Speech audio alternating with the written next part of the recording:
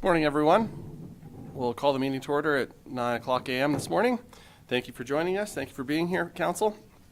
I just wanted to note a couple items. I'd like to again thank Larry Randall for stepping up for us and fulfilling the role of our interim CAO while Council conducts their search for a new CAO for the county. And I'd also like to acknowledge Hilary Jansen for stepping up and helping out as the interim Director of Community Services as Larry moves up to fulfill that CAO role. So thank you, Hilary, for stepping up, and thank you for all of staff for helping out during this time of transition, and your efforts are greatly appreciated. Thank you.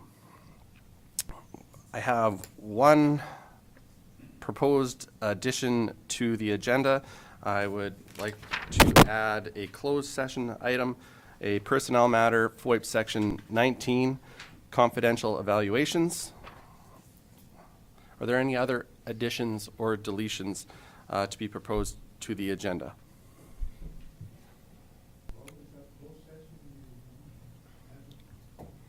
Personnel matter, FOIP section 19, confidential evaluations.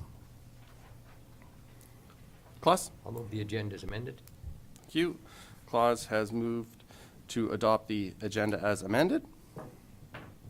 Is there any discussion? Not, call a question. Those in favor? Opposed? That's carried. Adoption of the minutes. Before you, you have the County Council meeting minutes from the January 12th, 2023 meeting. Are there any errors, omissions, or any issues arising from the minutes? Lauren? Thank you, Mr. Chair. Just a question on page 4 of 5 as G4 administration, G.4.1, and that was the sponsorship request from the Rotary Club. Were we not sending them a letter of explanation? It doesn't indicate that in the minute. That was my understanding too, Lauren. Yeah, maybe. Yeah, sure, we did. I'll just check with our executive assistant. Do you recall that letter go out to the Rotary Club? Yeah, it went out actually the same day. Candace is awesome. She was right on it, and yeah, that letter's been sent. I'm guessing, Councillor Hickey, that it just wasn't reflected in the actual resolution or motion that was made at the time, but it was done. Thank you for checking. Okay, thank you. Anything else with the minutes? Mark? I move the minutes of our council meeting January 12th, 2023 be adopted as presented. Thank you, Mark. Mark has moved to adopt the January 12th, 2023 County Council meeting minutes. Any discussion? John? Thank you, Mr. Chair. Would it not be prudent to amend that to indicate that a letter was sent to the Rotary? No, it was done. It was already done. I know. That's at council's discretion. Thank you, Mr. Chair. It's not in the motion, I don't believe. Is it? Sorry, Larry? No, if I may, through the chair to Councillor Vanessa, that's correct. The motion was made as it is reflected there, so I don't think it's appropriate to go back and change the motion if it wasn't actually part of the motion, even though we know what the intention was and the action that came out of it. That's why it's always very important to be clear specifically, word for word, what the motion states and the direction it formally gives. Okay. Oh, sorry, Lauren. Thank you, Mr. Chair. So I guess, was there actually a motion made, because it doesn't really indicate that there was in the minutes? Correct, yeah, sorry, my mistake, that's right. Nobody did make a motion, that was just the direction. And again, my thought, yeah, we've got a response from the Rotary Club. My thought is, motions are good. They truly give that firm direction rather than just something less formal, like we know that's what council's intention was. Moving forward, my suggestion is to try to, as much as council's willing to, put these even small matters in the form of a motion, and then they're adopted and they're official. But your point is well taken. It's not a motion that is in the minutes, just informal direction. Okay. Everyone? Okay. So Mark has moved the adoption of the minutes of the January 12th, 2023 County Council meeting. Any further discussion? Call the question. Those in favor? Opposed? That's carried. Thank you. We can move down now into our subdivision applications. E1, subdivision application 2022-0-179, MS Maclean Livestock, Lot 1, Block 5, Plan 1012154 within southeast quarter of 61020 west of the 4th. Good morning, Hillary. Good morning, Steve. Good morning. Thank you, Mr. Chairman and Council. So we have two subdivisions to review, for Council to review and decide on today. This first one being in the southeast 61020 west of the 4th, which is just north of 8 Mile Lake, so kind of to the north and west of Coaldale area. This application is in line with the recent rezoning application that was approved by County Council this past fall, which redesignated this area to group country residential to allow for the subdivision of the parcel into two, as mentioned, 3.25 acre lots. And then there's the remainder of the agricultural land, which is just hovering around 70 acres, which meets the county's guidelines with regards to agricultural titles in the county.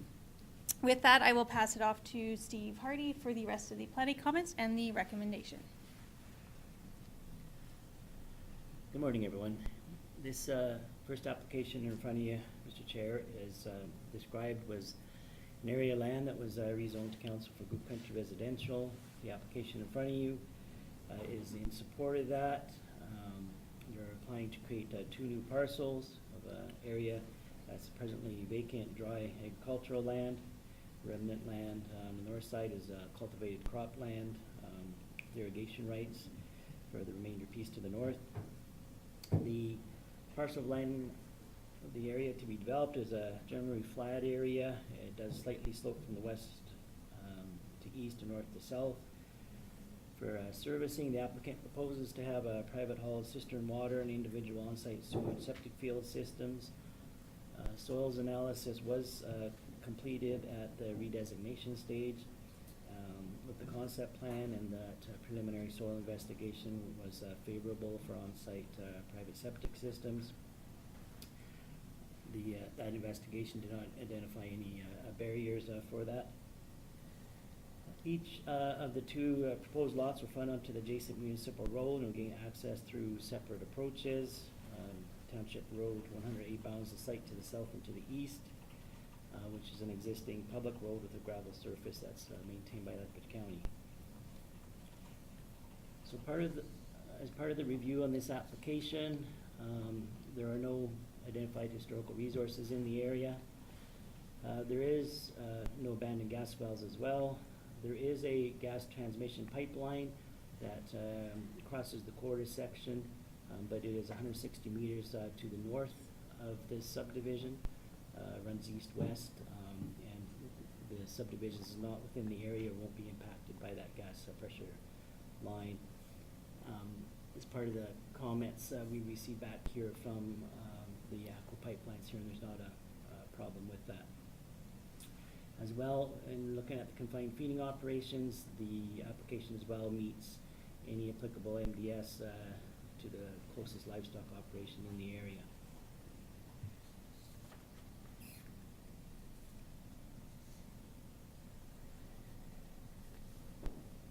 So as part of the circulation, we had heard back from most of the utility companies when the report was sent over to the county. The ones that responded so far didn't require any easements. We were waiting for comments back from just a couple. The application, I have recommended an approval to you. The land was redesignated in October 22 for the group country residential use, which this complies with. The lot sizes as proposed and the layout corresponds to the concept plan that was used in support of that redesignation application, and the parcels at 3.25 acres each exceed the minimum 2 acre parcel size. So with that, on this application, the municipal reserve payment would be applicable to the county. So the value that came in at was 14,000 per acre. So with that, I have recommended approval to you with the conditions of that municipal reserve be paid on the 6.5 acres at the market value of 14,000 per acre. The other conditions would be the taxes are paid up to date, development agreements enter into with Lethbridge County, and that the applicant submits the final plan as prepared by the Alberta Land Surveyor to correspond with any subdivision approval, and that any easements by utility companies be established prior to us signing off and endorsing the subdivision.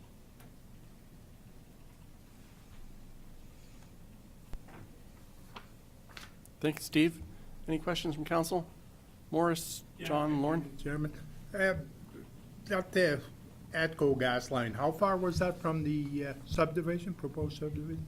160 meters. 60 meters? Yeah. So And what kind of a pressure was on that gas line? that's a high pressure gas line. Yeah.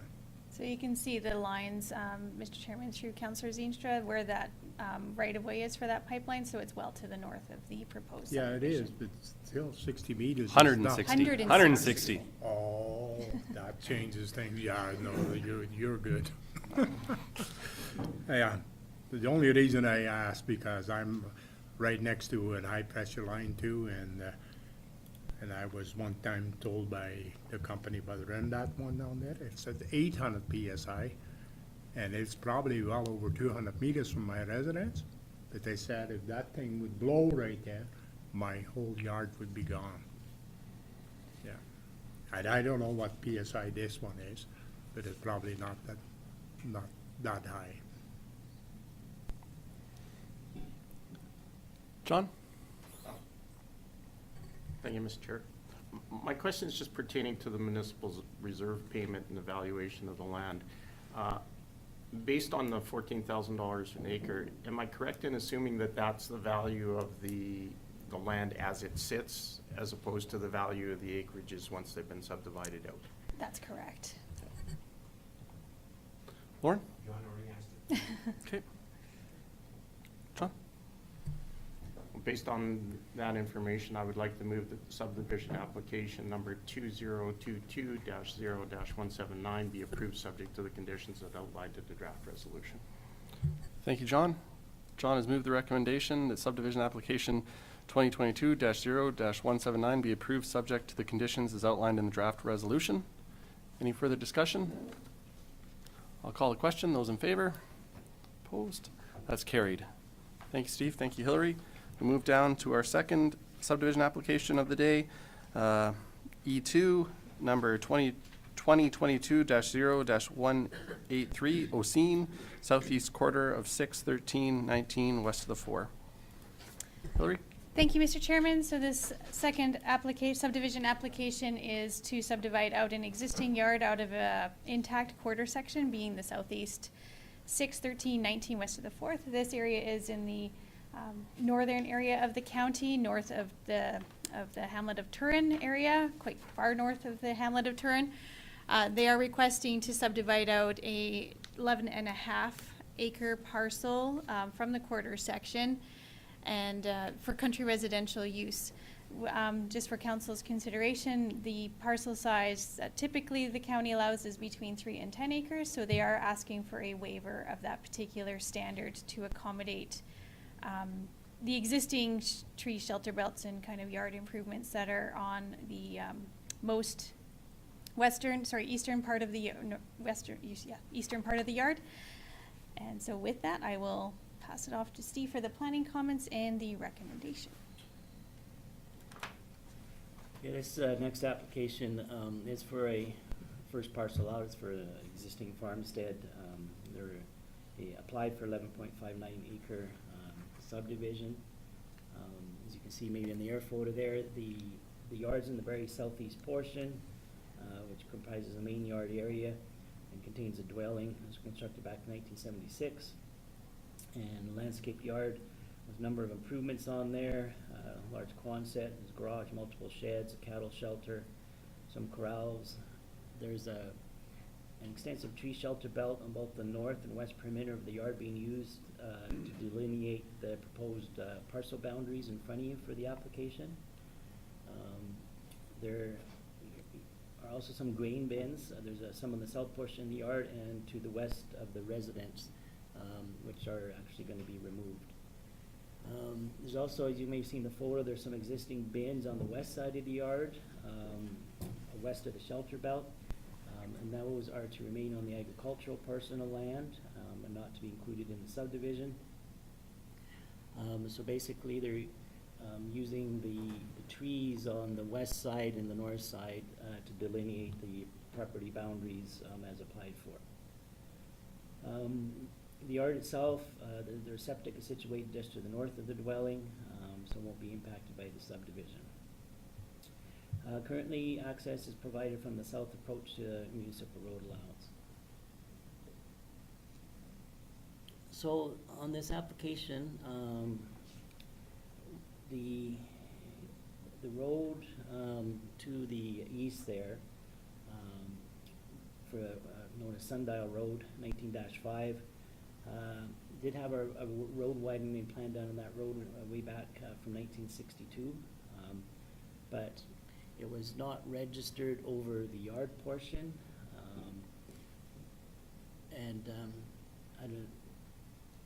Going back then, if it was jogging around the yard, that is, you can see there on the photo the white line, and as it comes into the yard there, it jogs around and that sort of thing, so it doesn't go all the way through south to the intersection.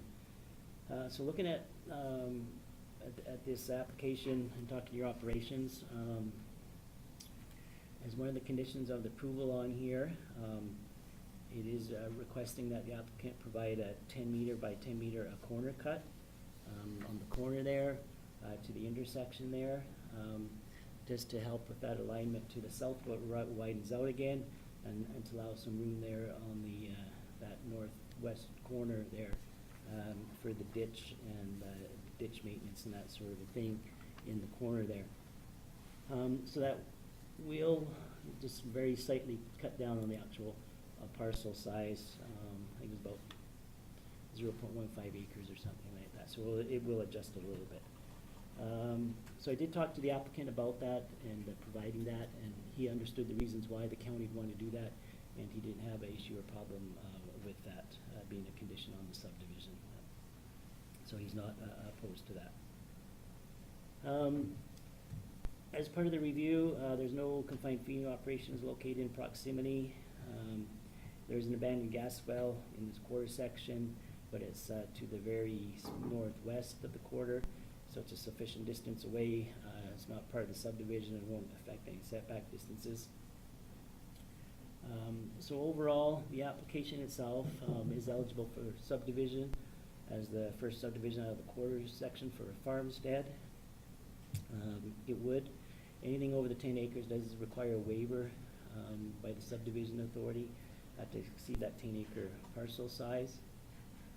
In looking at this old yard and just all the improvements and everything there that's laid out, it is a little bit difficult to cut it back more than what they applied for.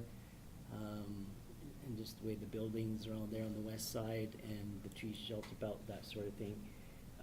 If you were to say no more than 10 acres, you would be leaving some of that yard or the trees or that sort of stuff on the agricultural portion. But that is up to your discretion to grant a waiver not above the 10 acres. With this application, of course, the residual agricultural price will exceed your 70-acre minimum. As part of the review here, there was no request for easements from any of the utility companies, and there was no objections or other concerns received on the application. So I have recommended approval to you based on 5 conditions in front of you. One is that the taxes are paid up to date. 2 would be a development agreement entered into with the county. The 3rd was just a blanket easement request because we hadn't heard back from all of them by the time the package came out to you for the agenda.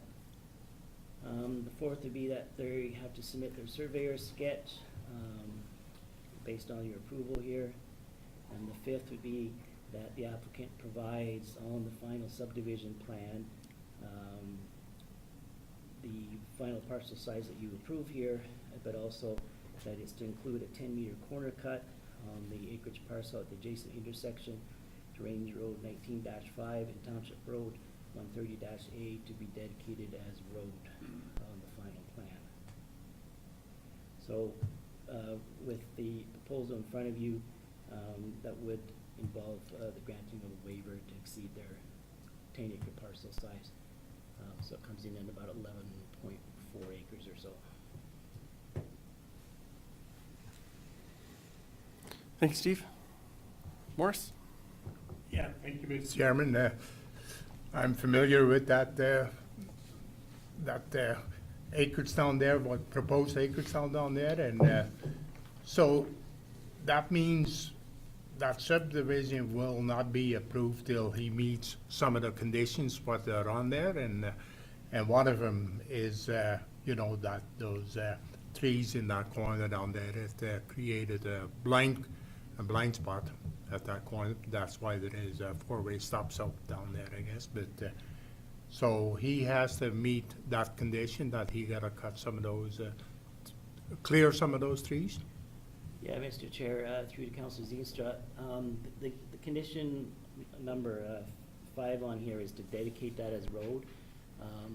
So of course, any time the subdivision here in front of you, you're granting a tentative, we'll call it tentative or conditional subdivision approval.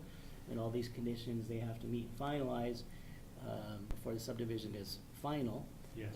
So he has to get dedicated. So once he dedicates and becomes on the plan as road, then it's the responsibility and the maintenance of Lethbridge County once it becomes a roadway. And then the county can do as they see fit with that corner piece dedicated as road, and whether that involves cutting back some trees if the county deems it's necessary or whatever. That area, that triangle area, becomes under the control of Lethbridge County. You'll see there's a picture, the very last picture in your package shows kind of the area that needs to be dedicated on there. It's highlighted on the last diagram. It's low in the red. Lauren? Thank you, Mr. Chair. So two things. The dedication goes all the way up to the end of the subdivision, going, I guess it'd be north, right? On a yellow dotted line. Is that correct? For the road dedication? Yes. It's just the corner cut that we were requesting. So that dotted line means nothing?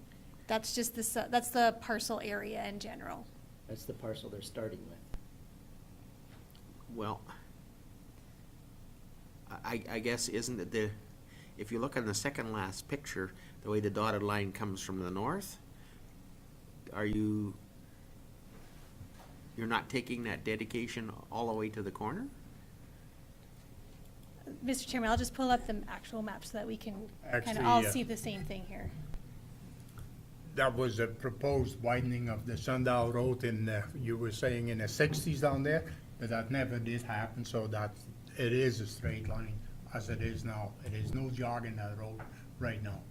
And that's one of the conditions was on down there, I guess.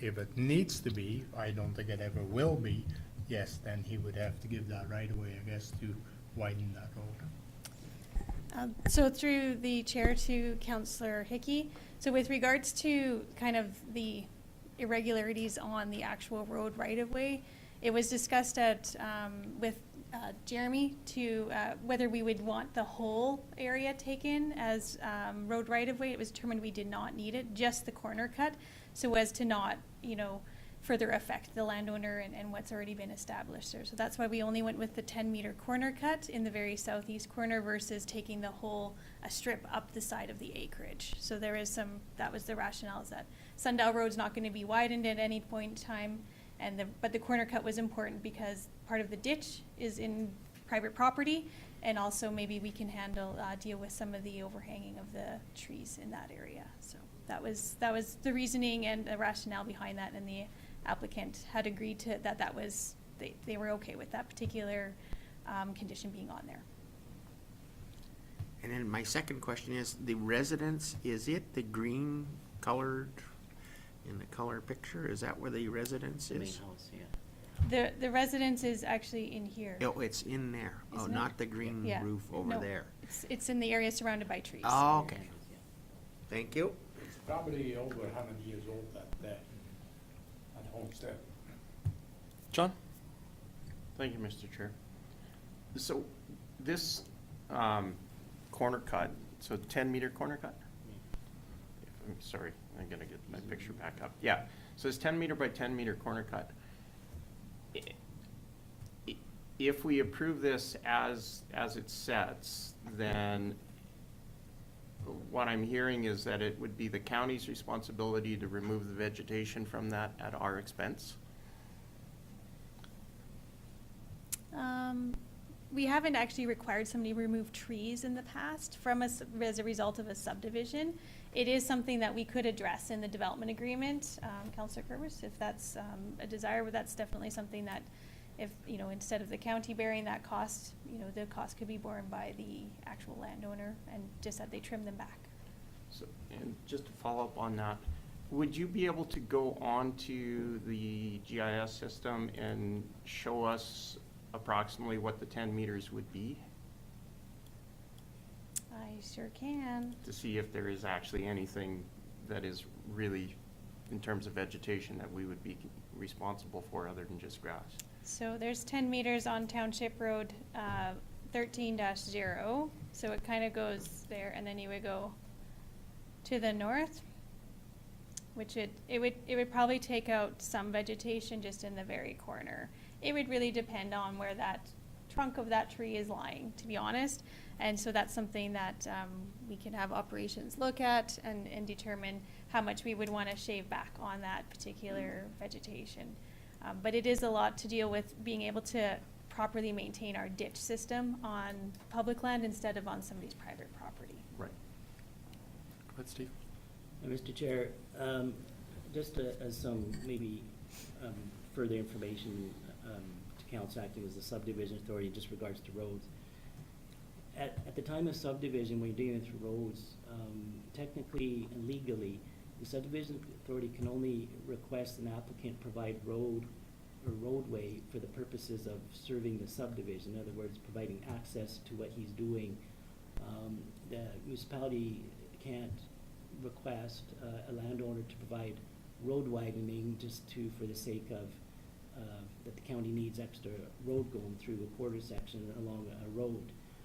That's considered expropriation without compensation, and that has been struck down in the courts in Alberta here as case law that you can't do that on subdivision approval. So you can only request an applicant to provide roadway if it's for him to provide access to the subdivision for what he's doing.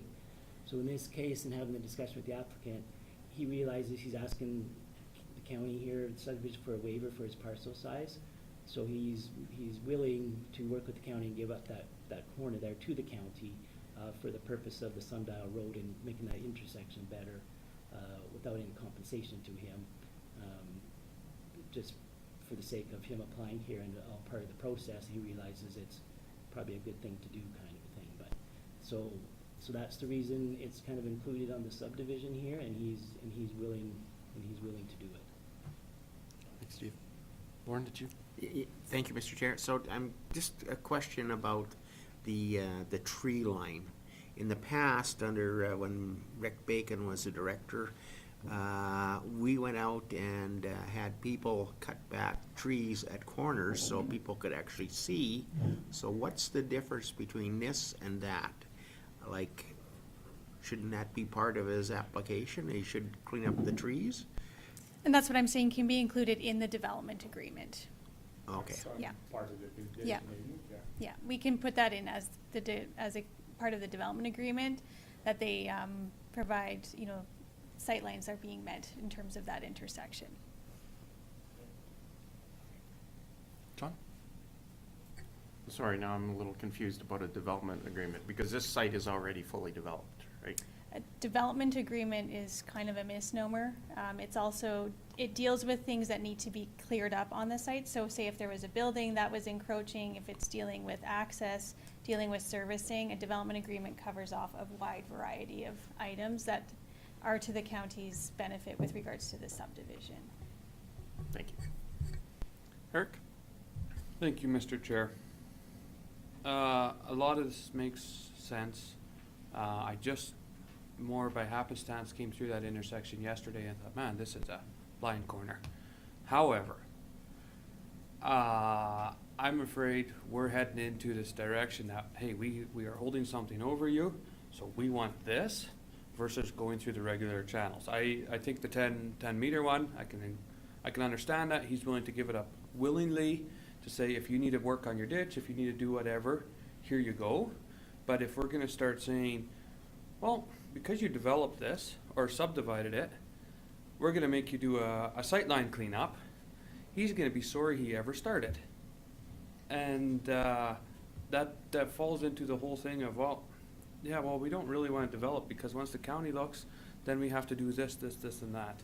So I'd like to support it with the 10 meters, but to start saying that we need sightlines all cleaned up because he did a development permit, that doesn't sit well with me.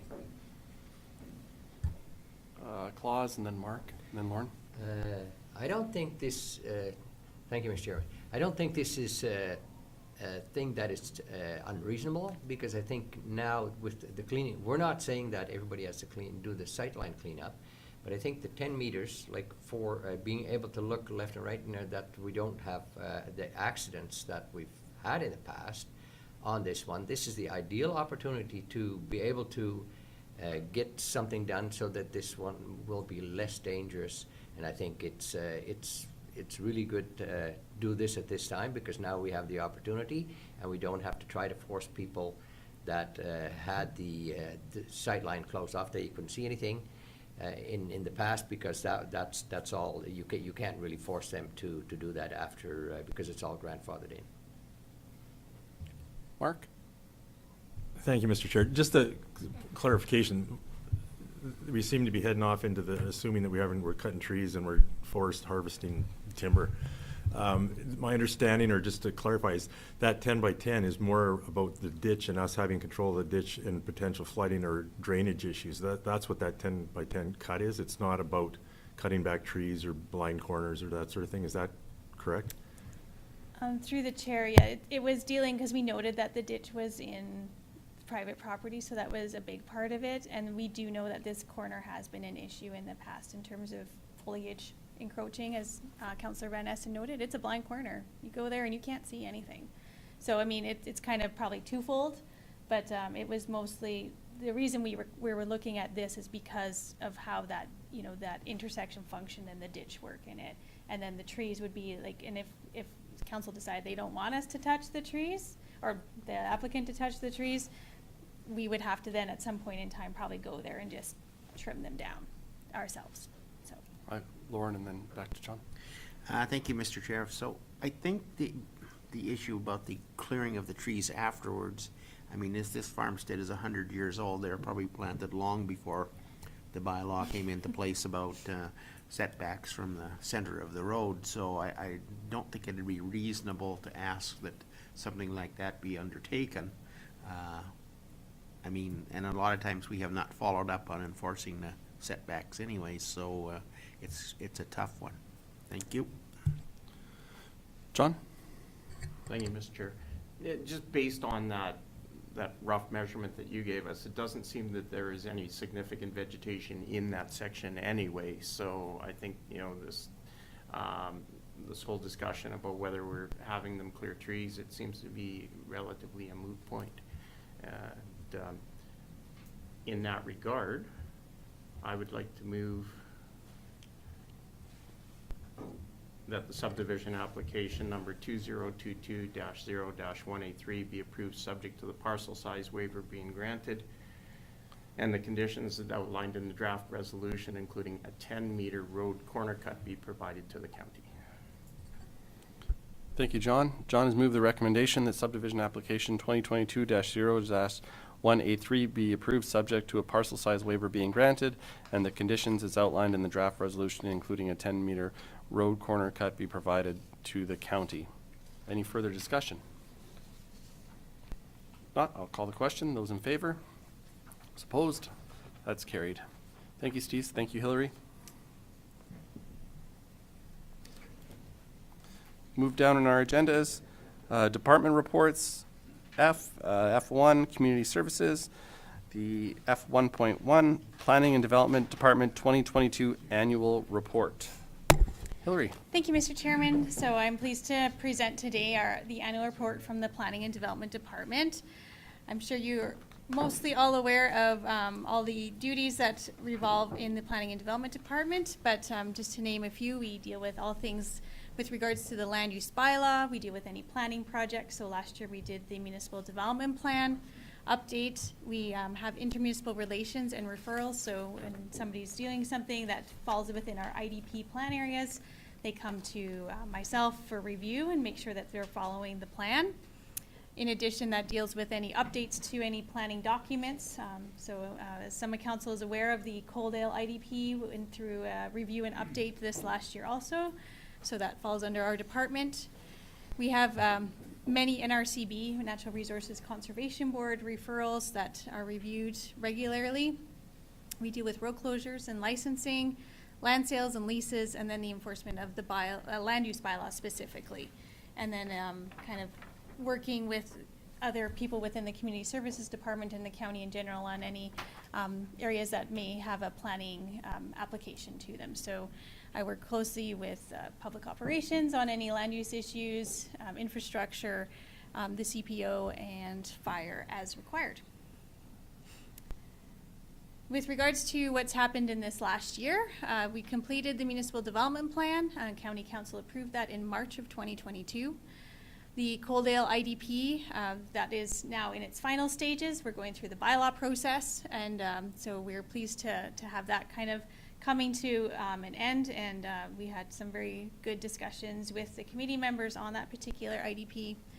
And then we did, annually we have the safety codes audit. This year it was an internal, last year it was an internal audit, just making sure that things are all going well with regards to our contract with Park Enterprises and that the safety codes is being followed as per the Safety Codes Council's direction.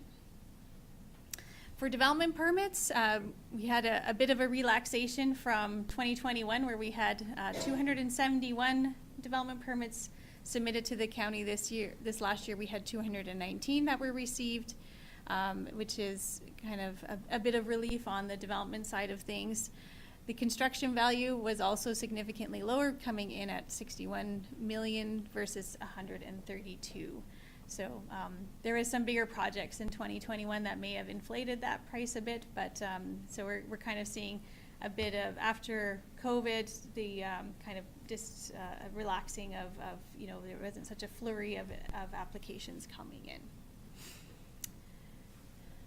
We had 211 development permits that were actually issued, 2 were refused, and 3 were still in circulation at the time of this report. Of the permits that were issued, as usual, the majority of them are of a residential nature. So we had 65 residential that include new residences or additions to residences. Accessory buildings include shops, sheds, garages, solar facilities on top of, say, rooftop solar facilities. We had 38 commercial industrial applications or issued permits, and that was, I would say, pretty decent for 2022.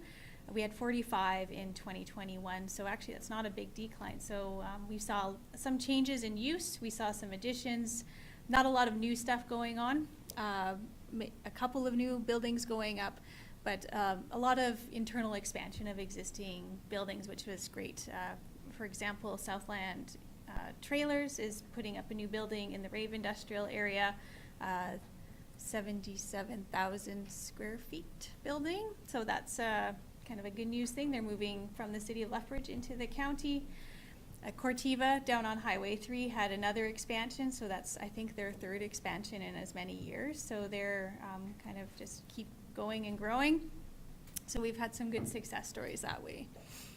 The rest of the permits were with regards to agricultural buildings, so your barns, hay sheds, such as that, a few home occupations, public institutional uses, and then a number of miscellaneous, which are dealing mostly with things like solar panels on agricultural lands and setback waivers. We also do a number of compliance letters, so that's where when people buy a property, the bank requires that they get a compliance from the county. So we review real property reports and determine if they're in compliance with the bylaws or not. Safety codes permits were down from from 2021 also, but still going pretty steady in terms of what was kind of received from 2021 in terms of value. We do get a good revenue from having that contract. So this last year we received $133,000 with some change for our contract we have with Park Enterprises. In 2021 it was at $137,000. Eric? Thank you, Mr. Chair. With that amount less of permits being pulled and all those things, but the revenue staying similar, did they up their rates significantly? No, they don't uprate their rates are based off of what we tell them their rates are for the county. The rates haven't changed since the last contract. It was probably just the type of projects that they're dealing with. So with a commercial project, they have a higher value in terms of building permit fees than say like a garage. So that's probably why there's maybe a similarity, but a reduced number of permits. The Subdivision Authority, Council acting as a subdivision authority, approved 29 subdivisions this last year.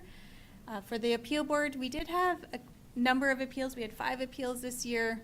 3 were with development permits, and then 1 was with a subdivision, and then the other was a stop order that we had to have in Shaughnessy. For redesignations, we had 4 redesignations. 6 redesignations. And then we had 2 area structure plans that were approved. So the Ramius one north of Colehurst and the Maclean Acres north of the city of Lethbridge. And road closures, for whatever reason, they kind of ebb and flow, but we had a number of road closures. Some of them were because we noted that there was a severe encroachment issue that needed to be resolved. Others were done by the landowners just because they wanted to be able to either farm or work with that land without having to worry about the county's right-of-way that were undeveloped. And then with regards to land sales and leases, most of our leases carried over from the previous year, so there wasn't anything new, but we sold all 4 parcels in the Hamlet of Monarch, so that was good. One of those parcels is currently being constructed. The other 3 are not yet. And then we sold 3 industrial parcels in Turin. Once again, none of the parcels in Turin are actually being constructed on at this point in time, but we are hopeful that something will happen in the future. Thanks, Hillary. Did you as well? Yeah, yes. John, Eric? Maybe it's the same thing. Thank you, Mr. Chair. Go ahead, John. Thank you, Mr. Chair. Just in terms of the parcel sales, when we sell them, is there a restrictive covenant that construction must be commenced within a certain period of time? Thank you, Councillor Kirbis, through the chair. We haven't typically put that condition on any of our land sales. We did it when we sold a parcel in Iron Springs because we wanted to ensure that something was happening, but we didn't do it in Turin. We knew that some of those land sales were probably just some of the local landowners wanting to hold on to some land. The ones in Monarch, we didn't have a requirement either, but if that's something that council would like us to consider in future land sales, we can certainly look into that. Eric? Thank you. Where's the Barron's land sale? The Barron's land sale is going through I think it went through in January, so for this year. Any other questions? Lauren? Thank you, Mr. Chair. So I noticed, or it's quite evident, there's quite a few new residential units being built in the county. So, but our population numbers aren't going up. So do we have residents that are being abandoned or tore down, or do you see a correlation between those numbers, or how does that work? Because we've got so many new, how come we don't have X number or more people living in the county? That's a very good question, Councillor Hickey, through the chair. So with regards to the population, we're seeing a decrease in the number of people living in each residential unit. That's where we're seeing more houses, but less people living in those houses. So that's why the population seems to be staying stagnant. I don't see a lot of abandoned residences out there. I'm sure there's obviously some older farmsteads that, go by the wayside from time to time, but I don't think that it's common for that to be happening these days. But we are seeing, one thing that changed the statistics in terms of population too was when we did the annexation with Coaldale in 2018. Obviously that shaved off a portion of our population, actually 2 subdivisions that we had. So there was a decline, and now we're kind of building back up from there. But we are seeing more in terms of family units, the family units are around 4. But lots of people come out here to the county to retire for the peace and quiet. And so you get a household of 2, and instead of, and they're still building, a fairly good sized house, but it's 2 people versus, 6 or 8 people that, we maybe saw historically, so. So Lauren, it's a reproductive problem. It's a Canadian-wide problem. Why immigration is important. So that's just kind of how it works, and we see that in a lot of communities, and like I said, across Canada, but in southern Alberta, lots of small towns, they grow wider, but their populations don't change because the household numbers just aren't, you just people don't have as many children, and so that kind of tempers the population growth. Thank you. John, if you have a question? Yeah, just sort of a follow-up on Councillor Hickey's question. When we're dealing with, if people have built a new house and are tearing down the old house, is there a development permit that's issued for the destruction of the other house? So we would notice that then? Yes, yeah. Often, people will have an older residence that they will tear down to build a new one. So yes, we document that in the permitting process.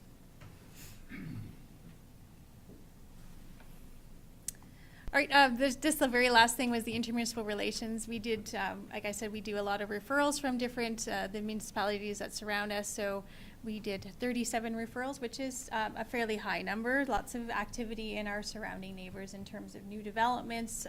That's good for them. Maybe it's good for us too. The Coaldale IDP is completed and will be coming forward for consideration by council. And then we did do a review with the town of Colehurst with regards to their IDP, just so that the committee members were all on the same page and had the same understanding. That was a really good session. This next year, we'll be looking at some other things. I know there's some rumblings of something happening in the town of Nobleford in terms of annexation. And also the city of Lethbridge has also indicated some activity with regards to the airport area. So we will be keep you well tuned into what's happening on those fronts. So that's the end of my report, Mr. Chairman. Put it back to you. Thank you, Hillary. I just have one question, Hillary. Under your Subdivision and Development Appeal Board, Subdivision 2022-0-166, subdivision was denied by the Subdivision Authority, appeal upheld, and the subdivision approved by the Land and Property Rights Tribunal. You don't have to get into the specifics, just maybe process on that? Sure, that was an interesting application. So it was they wanted an additional subdivision out of the quarter section. It was turned down by county council at the beginning of 2022. The applicants chose to appeal that. And because of the proximity to a high pressure gas line within that quarter, it actually went to the provincial appeal board versus the local appeal board. So that was a bit of an odd occurrence. I know Steve Hardy and myself and others, we have some challenges when we're dealing with the provincial board. It's all done remotely. They're all from large urban areas. So it was challenging to relay the concerns of the municipality to that particular board.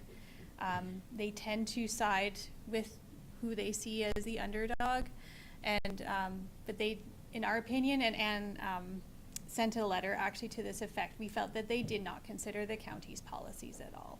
And so I know that, even with regards to what's happening with the Alberta Utilities Commission, there's some challenges in dealing with these provincial bodies where we're not actually meeting face to face, and they can't actually, see what's going on, boots on the ground stuff. So that's just probably why it went to that board and the challenges that we have in dealing with that. I think there's some kinks that need to be worked out provincially with that, so. And maybe I did lie maybe a little bit, maybe I have a follow-up. Noting that the setback waiver seems to be the main issue for these appeals, is it the case that the development has already happened and then the setback waiver issue is identified? Is that commonly the issue, or is it a mix of both before and after that becomes the issue? With many of these, it is, Mr. Chairman, they've already constructed the building or the solar facility or whatever, and they're applying for forgiveness instead of asking for permission. And it's a strategy some people use. So then when we come and we say, well, we can't approve that to be consistent with the bylaw, then they appeal it to the appeal board, and then that appeal board has the opportunity to say, well, we'll grant it based off of these considerations. Then they look at things like cost of moving that infrastructure, impact to, say, county infrastructure or some other infrastructure. So these ones that were here were ones that were actually constructed prior to them getting a permit. So we find that that can be a problem at times, and it's hard to manage. Thank you, Hillary. Other questions?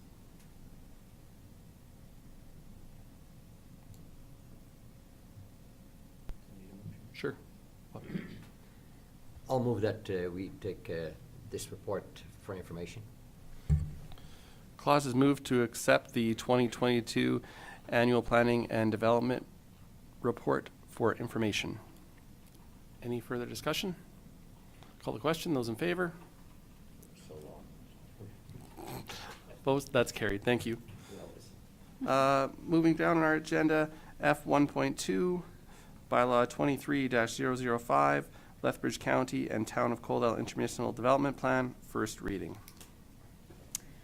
Thank you, Mr. Chairman. This is the last time you'll hear me speak today, possibly. I'm very pleased to bring forward the Lethbridge County and Town of Coaldale Intermunicipal Development Plan. As the committee members are well aware, we went through this process over the last, I'd say, 10 months to review the plan and draft some new policies, bring it up to date, expand the plan area with I would say some pretty good public input on the process. We worked closely with Maddie, our communications coordinator, on setting up a website for this information. We also sent out letters to the adjacent or affected landowners both within the town and within the county to let them know the project and where they can find information. And then our final piece of public engagement was an open house held at the end of November, which was a very, in my opinion, it was well attended, and there was some really good discussion that came out of that in terms of people's comments and concerns, both related to this particular project and other things. That's just how open houses work. But it was really good. I enjoy those forums quite a lot. So I guess that's why I like this job. With regards to the actual IDP itself, Council may be aware that the Municipal Government Act does require that we have intermunicipal development plans with all our adjacent municipalities, and that we include certain parameters in those plans that look at land use, access, things that are of a mutual concern to both municipalities. The town and the county do have an existing IDP that was approved in 2010. And it was updated in 2020, but it was felt that that was just a stopgap to address the annexation that happened in 2018, and really a more robust review needed to occur. So that's what we undertook this year with myself and the Town of Coaldale taking the planning lead and ORSC providing advice, background advice, and the mapping for the project. So it was a good project to work on just in-house. We felt that we didn't need to have a lot of substantive changes in order to meet the needs of both municipalities. The intermunicipal development plan, in reviewing the plan, we got some feedback from the landowners. One thing that we did when we looked at this plan and talked to the committee members is there was some concerns over the expanded plan area. The plan area didn't change on the east side, but it changed on the west side where the annexation happened. From an administrative perspective, we felt that there was justification to expanding the plan area just to mitigate some, those concerns that can happen with regards to that interface of uses. And mostly dealing with, in the plan area, is dealing with confined feeding operations and making sure that we don't have confined feeding operations locating really close to an urban center where you're going to have a larger population where there's some negative potential impacts. It also does allow for those people in that area to actually have some additional opportunities with the rezoning that I'll bring after this is approved. Rural Urban Fringe District does allow for some more quasi-urban stuff to happen in the fringe areas, which some landowners might find beneficial. But it doesn't take away from the agricultural nature of the area. Agriculture is still key. It's the main use and preferred use, obviously, in the county. And so that's, we felt that the concerns that were expressed, we felt that the plan area was justified through the, with the committee backing that particular decision. So the draft plan does look at the referral and dispute resolution processes, which we've standardized across all of our 11 IDPs that we have with our adjacent municipalities. Helps when Nathan is dealing with permits to know that there's consistency in how we're dealing with them. The land use policies look at things like agriculture, intensive livestock operations, industry, and residential developments. And we looked at transportation and road networks. There wasn't too many environmental concerns or historical resources considerations in this particular area. They were addressed in the plan, but they're not highlighted specifically. We did send a notice of this draft IDP to the external government agencies. So we send it to Alberta Transportation, we send it to the NRCB, we send it to the utility companies just in case they have any comments. If there's an expansion looking at, sometimes gas companies tell us, et cetera, might have some, just maybe a comment just to ensure that their needs are being met, or if they have capacity issues that we're aware of them, but we didn't hear anything back from them.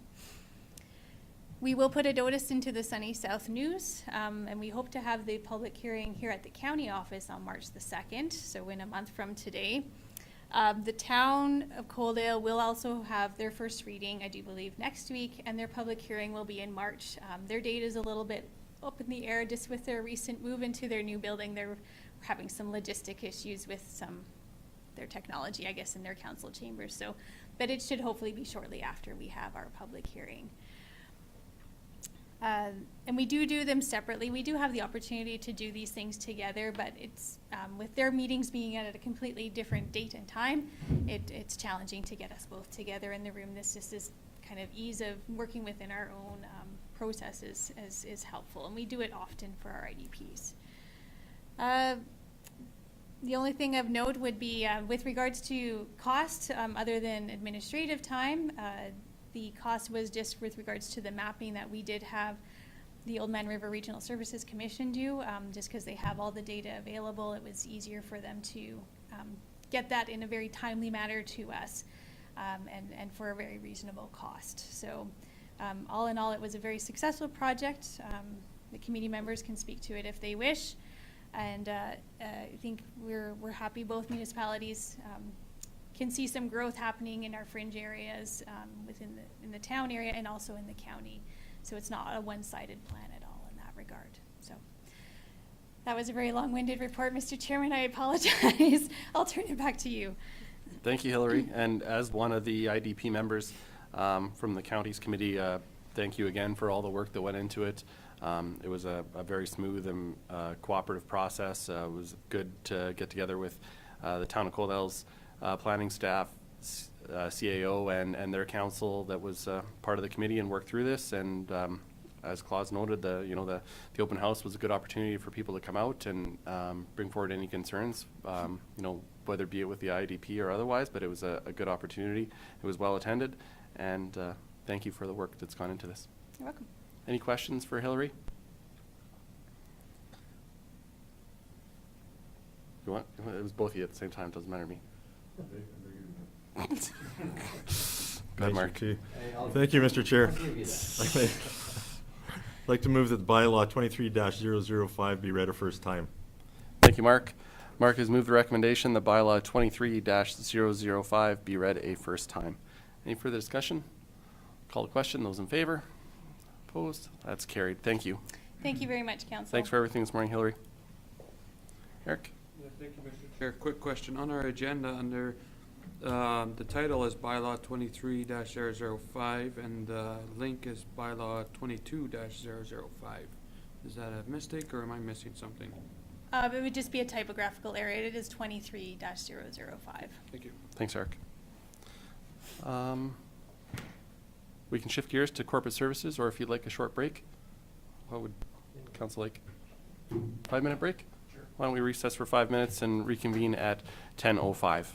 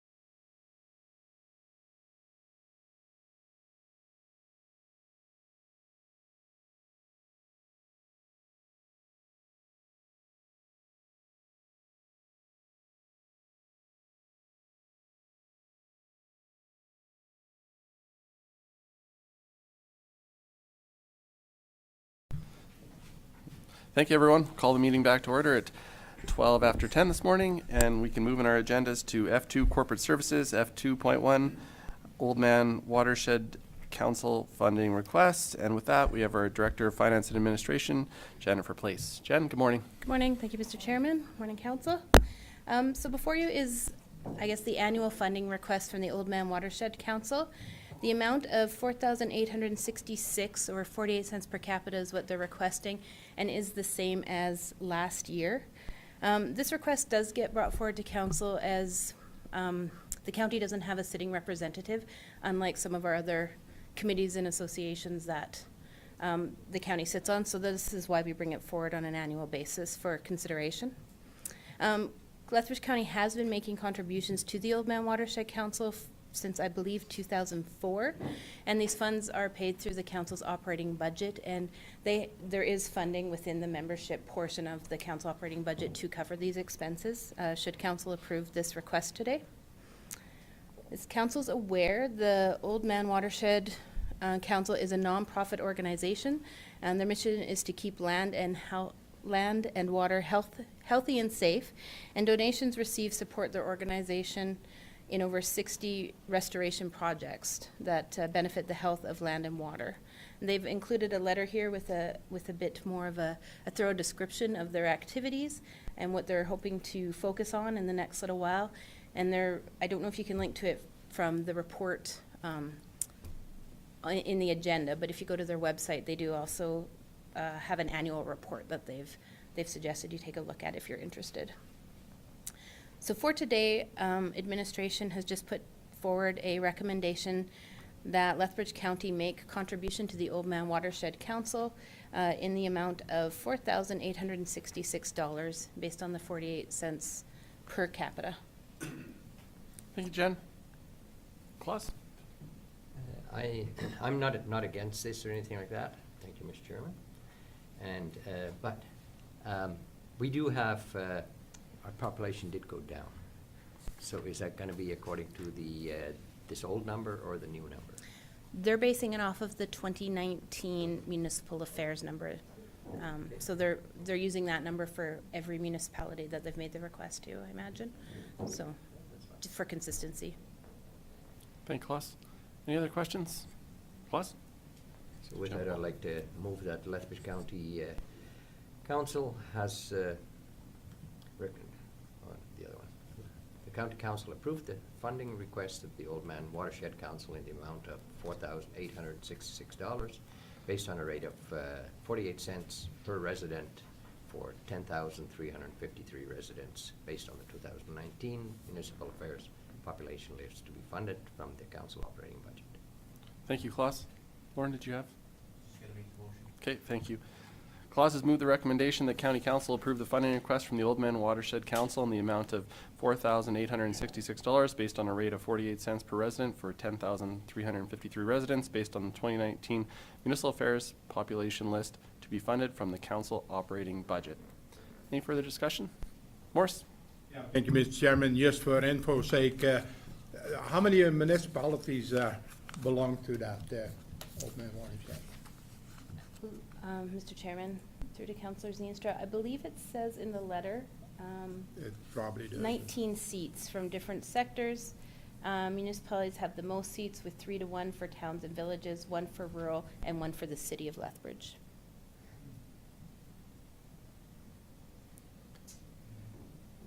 Any other discussion? If not, I will call the question. Those in favor? Opposed? That is carried. Thank you, Jen. F2.2, the business tax penalty waiver request.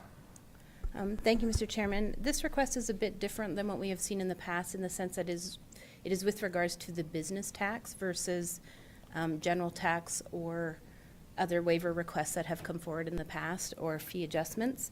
So we received a letter which we didn't attach in this case because the letter actually included some personal and financial information. I can speak to it if council has any further questions, but we didn't actually include the letter in this case. I just reference it. So we received a letter in January from a Mr. Broach who contacted me with regards to the outstanding balance on his business tax and how he could get it paid off quickly, but wanted some concessions considered with regards to the penalty portion of the outstanding balance. This account has been in arrears since the business tax was initially started in 2016, but Mr. Broach had entered into a business tax payment agreement with the county, and has the agreement eliminated penalties from continuing to incur, which is part of the agreement, as long as his payments are kept consistent and meet the payment plan, and any current levies have to be paid in full. So he hasn't defaulted on any of that, and he has continued to make the monthly payments to pay down the outstanding business tax portion. So as of the report, the total outstanding balance was just over $27,000. A payment was received again on the 1st. So since that report, it has gone down by just over $1,000. I've made a couple recommendations here. Although historically County Council has not waived tax penalties, which business taxes falls in that realm, the Municipal Government Act does allow for consideration of a cancel or reduction of tax arrears, which include penalties. The business tax bylaw was passed as per legislation within the Municipal Government Act, and I've included below in the background information sort of a summary of what is outstanding. So the total business tax levied on this particular account since 2016 was $28,350. Penalties levied between 2016 and 2021 was just shy of $23,000, and payments made to date is just over $24,000. So it leaves that outstanding balance as mentioned previously. The penalties are levied based on the current tax penalty bylaw, so it's 5% 3 times a year with 15% on February 1st. So it does, add up fairly quickly, I guess. The 5% is just on the current year's levy, and the 15% is on all outstanding balances. So all the balances going all the way back to the beginning. His annual levy, I believe, initially was just over $6,000, and after receiving the information, he did request an amendment as part of the bylaw based on what is actually being utilized. So that has been reduced, I think, to around $3,250 annually, which he has maintained, as I mentioned. Not sure what else to add here for council's benefit. I did include a copy of the business tax bylaw as well as the tax penalty rate bylaw. He did mention in his letter, I will say, that he stated that he didn't receive the notices for a couple of years for business tax. However, we did not have a different address on file. I verified, once he contacted us, I verified the address, but we didn't receive any returned notices in that case either. And the Municipal Government Act does have a section that says a notice is deemed received within 7 days of mailing unless returned. Okay, thank you, Jen. John, and then Klaus. Thank you, Mr. Chair. I have 2 questions, if I could beg some indulgence from my other councillors. Number 1 is, when the suspension of further penalties in the agreement to pay this off was arranged between administration and our ratepayer, was the penalties already assessed and agreed to? Did they know what that amount was at that time?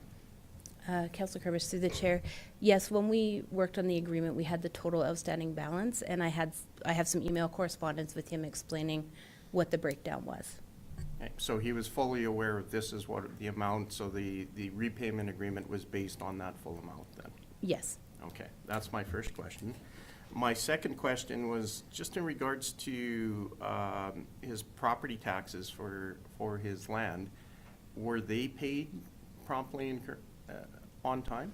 As far as I know, his property taxes are covered. If they aren't, there's a much different process that we can follow in order to get those funds, and it's the tax sale process.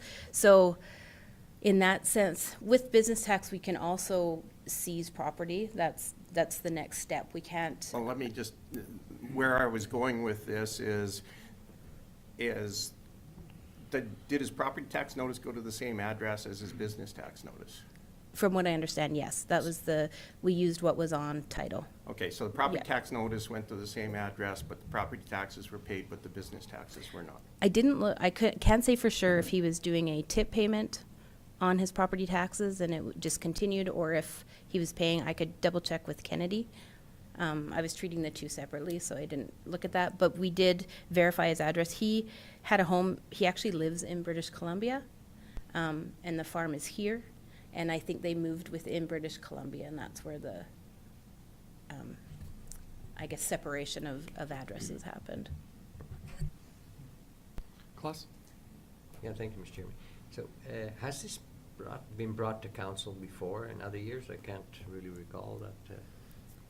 When we were dealing with any arrears for the business tax portion, we were just following the bylaw and part of the tax payment agreement. I believe I did bring forward and let council know that we had entered into, I think there was 3 tax payment agreements at the time, 2 of which have since paid theirs in full. This is the only one left outstanding. And actually, I know I've mentioned this before too, that business tax collections are very high. We're upwards of 98% in collection, so this would be considered one of those outstanding. Eric? Thank you, Mr. Chair. Do we know what the penalties from 2016 to 2019 were in the event that we were to agree with him that he was not responsible for his address update and that we want to look at it? Do you know how much that is? Yes, I do have that separated out on a spreadsheet. Of course, it's on a spreadsheet. But I'll have to plug my computer back in to access that, but I can definitely just pop over there and get that information. Okay. I do have it. And I followed John's logic on this. If he was paying his regular taxes through that address, sorry, you would have had to have gotten him over those years. If it was on another form, I think then we could find some gray area. Thank you. Oh, thanks.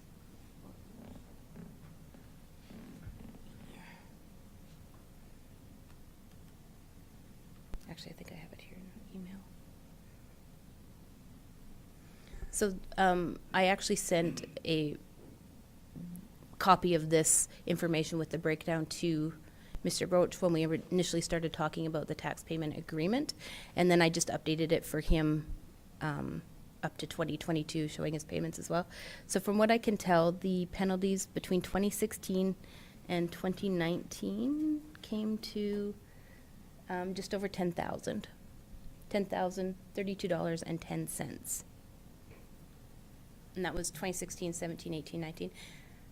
In 2020, as you'll recall, the provincial government had us defer one of the penalties for the year. So I guess the July 1st 5% penalty was not applied as per provincial government regulations.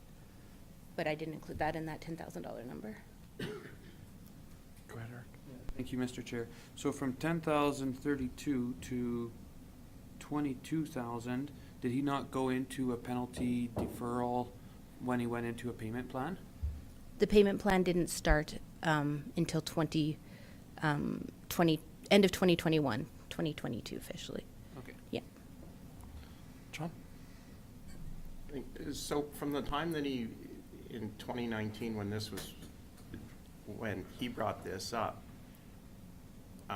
was there any attempt on his part to clear this up in between times, or did the payment plan start when we came to the penalty deferral agreement?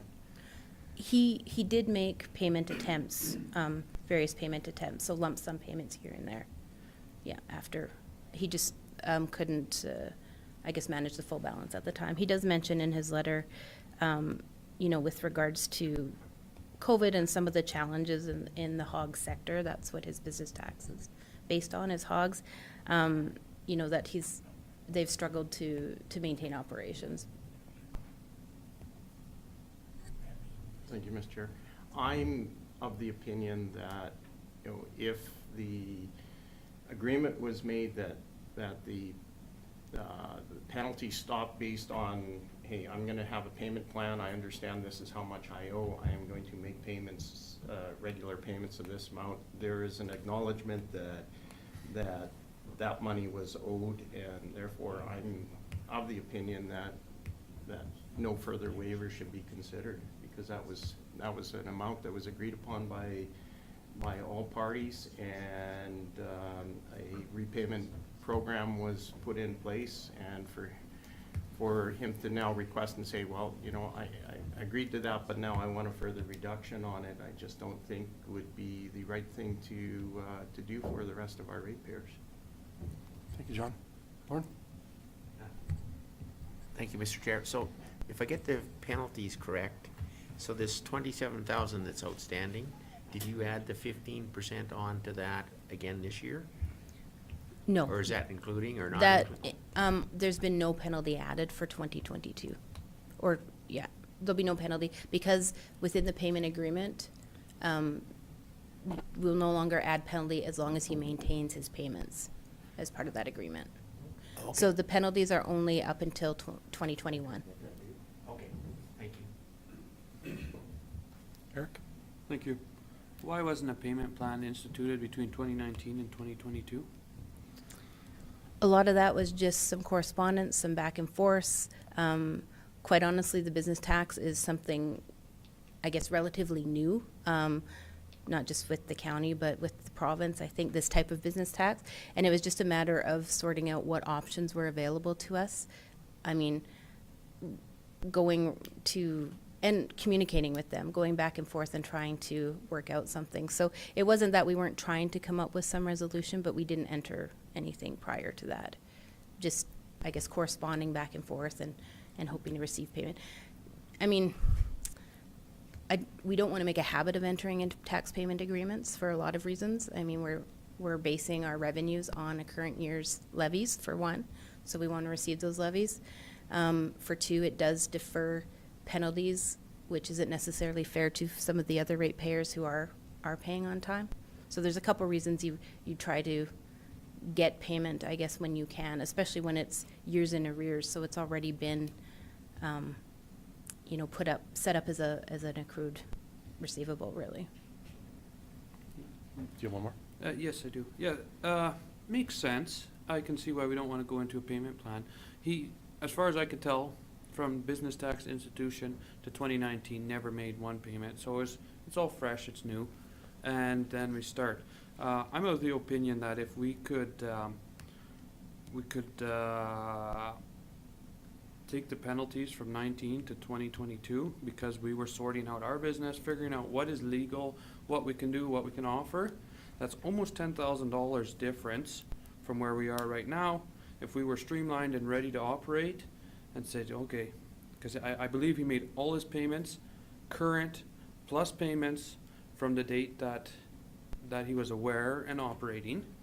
So he did due diligence after that. They couldn't afford more. I feel he was fully compliant to the extent that he could as we were prepared. So I'd actually like to see something that looks like penalties, interest payment penalties from 19 to 2022 be washed and continue forward. If that makes sense. Thank you. John? Thank you, Mr. Chair. Was the delay in coming into the payment agreement more on our administration side, or was it a situation where there was an attempt to try to collect and get him in compliance, and this waiver was a concession for him to sort of move that forward as a exercise of last resort? Councilor Curvis, to the chair, there was a lot of correspondence going back and forth from 2019 on. So I would say that, I don't want to say that we delayed anything, but we were trying to get him compliant along with the other two who have since completed their payment agreements. I wouldn't say it's a last resort, because last resort would be going in and seizing a bunch of hogs, which we really don't want to do either, but maybe second to last resort was to enter into the agreement and assist with getting the payments made. So this was a concession for him to sort of say, hey, we want to get you moving forward, this is what we can offer, and then he agreed upon it at that time. I wouldn't say concession. It was an agreement that was made between the county and this individual and a few others. And within the Municipal Government Act, tax payment agreements are allowable.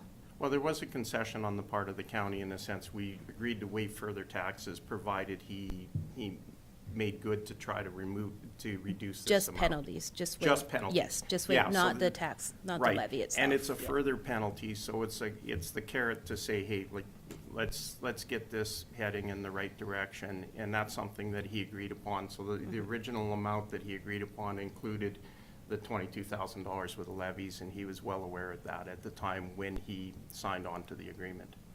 That's correct. Klaus? Yeah, thank you, Mr. Chairman.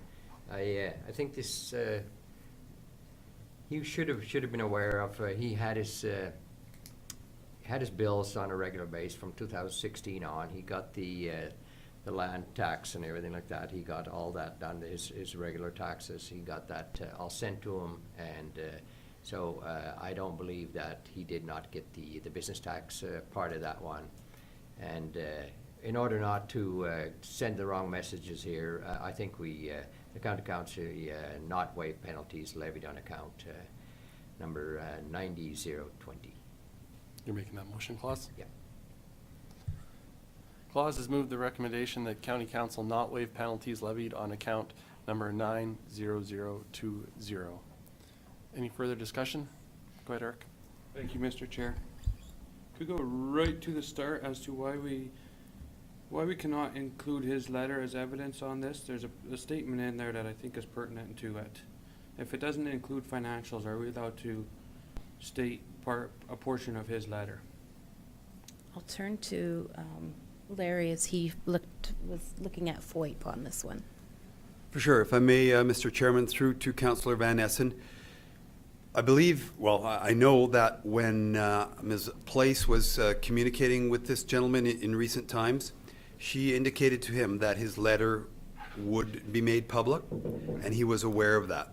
However, upon reviewing it, reading the letter, and then having a discussion with our Freedom of Information Protection and Privacy Coordinator, I made the decision to pull the letter from the public agenda, just, maybe not on legal grounds, but on maybe more on ethical grounds. I think the gentleman spoke kind of passionately from the heart about his business situation, and it just seemed like, wow, if I wrote that letter and we're in that situation, I'm not sure I would be very happy or pleased or feel good about it going out for broader public consumption. But having said that, I do admit absolutely that we could put that out there, not based on legal grounds. There's nothing to prevent us from doing that. So it was really kind of just an ethical choice or decision, and that was something that I made, and I'll wear that or accept that responsibility. I'd like to request permission then to quote the last two lines, starting with once the address was corrected and ended to the ending. You have a copy of the letter? I do. Thank you. Once the address was corrected, we informed we couldn't pay it all at once, so the penalties continued. It wasn't until much later, approximately 2022, Ms. Place contacted us and I was offered a payment arrangement. So this idea of entering into an agreement prior and all those kind of things doesn't align with that. Thank you.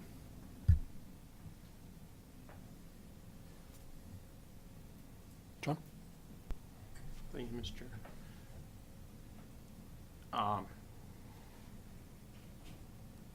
Trying to place this delicately, but in terms of, does administration have information that there was communication that was ongoing trying to get this collected? I have email correspondence with the individual, and we talked on the phone on several occasions. The payment agreement was not entered into until 2022, no, but it wasn't because of lack of correspondence prior to that. So there was constant there was communication back and forth trying to get this.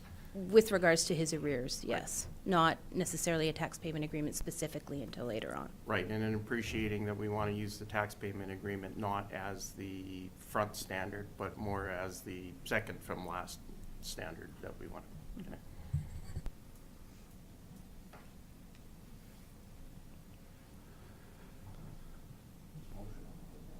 There is a motion on the floor. Larry? If I may, thank you, Mr. Chairman. Just, appreciate what's in that letter and the piece that Councillor Van Essen read out, which seems to kind of, be at odds with what our Director of Financial Services and Administration said. And, I think it's, we could go back if council wants to hold off on a decision or something and really look at, the evidence, pull out those emails and compile them and really look. And, it sounds to me like it's, maybe a communication issue. Often we do come across that. I think I came across one the other day. I was speaking with Councillor Hickey, and, he was informed by someone that, administration had said this. And we went back and we looked at the record when, in fact, it was somewhat different. So there's always that, again, interpretation and, what was said, what was stated, and what was not. And, we're all different and unique as people. And sometimes we hear things a little differently than what was meant to be said, and vice versa. So just thank you. Mark, go ahead. Thank you, Mr. Chair. I don't think we're in, there's a time constraint to making the decision. The one thing that I think that is sort of, I'm reflecting on is around the fact that the land taxes were paid and it went to that address and the other ones didn't get received. But we weren't sure whether that's paid through a electronic deposit or whatever different thing. So if we could get clarification on how that's done, that would be, then we're making it on a fact base. Like right now, we're assuming that both letters went to, well, they did go to the same address, but are they both received, or was it on an automatic payment plan? So, Morris? Just one comment there, Mr. Chairman. I think as far as I hear and for what that we know, what administration, how they go about things down there, I think the follow-up from our administration end was more than adequate. Thank you, Morris. So as mentioned, there is a motion. Claus has made the motion that County Council not waive penalties levied on account number 90020. It's up to council's discretion how you'd like to proceed, I suppose. I would also echo what Morris said. We have a tremendous return rate on the business tax, over 98%. I have confidence in staff that they made every effort to get this resolved. These issues, we do have these requests from time to time on various outstanding accounts. I think it would be a disservice to those residents and those business owners that do pay their taxes on time. That's my opinion. If there is an appetite, I guess procedurally, Larry, if you could help me with that, if there were. Certainly, yeah. Thanks, Mr. Chairman. If there was an appetite to delay a decision today and ask for a bit more information, bit more of those details and verifications of the communications that may have occurred, simply a motion to postpone the motion on the floor to a near future council meeting would suffice. Jen? Thank you, Mr. Chairman. If council would like to, I could, if we'd wanted to table this, get that additional information with regards to the property taxes, if that would help with the decision. Definitely, it could be delayed. I know in the case of this individual, there was a little bit of a, I'll say, time crunch as the property is being sold. So that's why we brought it to this agenda. The sale date is actually, I think, the 15th of this month. Not that we need to rush on that account by any means, but just that was also noted within the letter. So if council would like, I could go collect the other information and provide the address, the actual address change date and such. Go ahead, Lauren. So, thank you, Mr. Chair. So if that's the case, the property is being sold, how does the business tax, does it move forward with the property? Or are we all out, or how does that work? What we would do is, in most cases of a property sale, a tax certificate is issued, and it would show that that is an outstanding balance owed. And through the distribution and sales with the lawyers, we would hope to recoup those costs. Or hope it would be. Well, assuming that the sale covers those costs, yeah. Herc? Thank you, Mr. Chair. I have an appetite to table it. I think what we're after is trying to find out if those were electronic payments, something that you don't have to monitor. And I'd be willing to make that motion to table this request until we can have further information in this meeting today. Thank you. Table it till a future meeting. No, today's meeting. Do we, is that, Yeah, I can step out. so we could and- just lay it on the table for now then? That's correct. Yep. Okay. Thank you. Claus, I go ahead. need more information.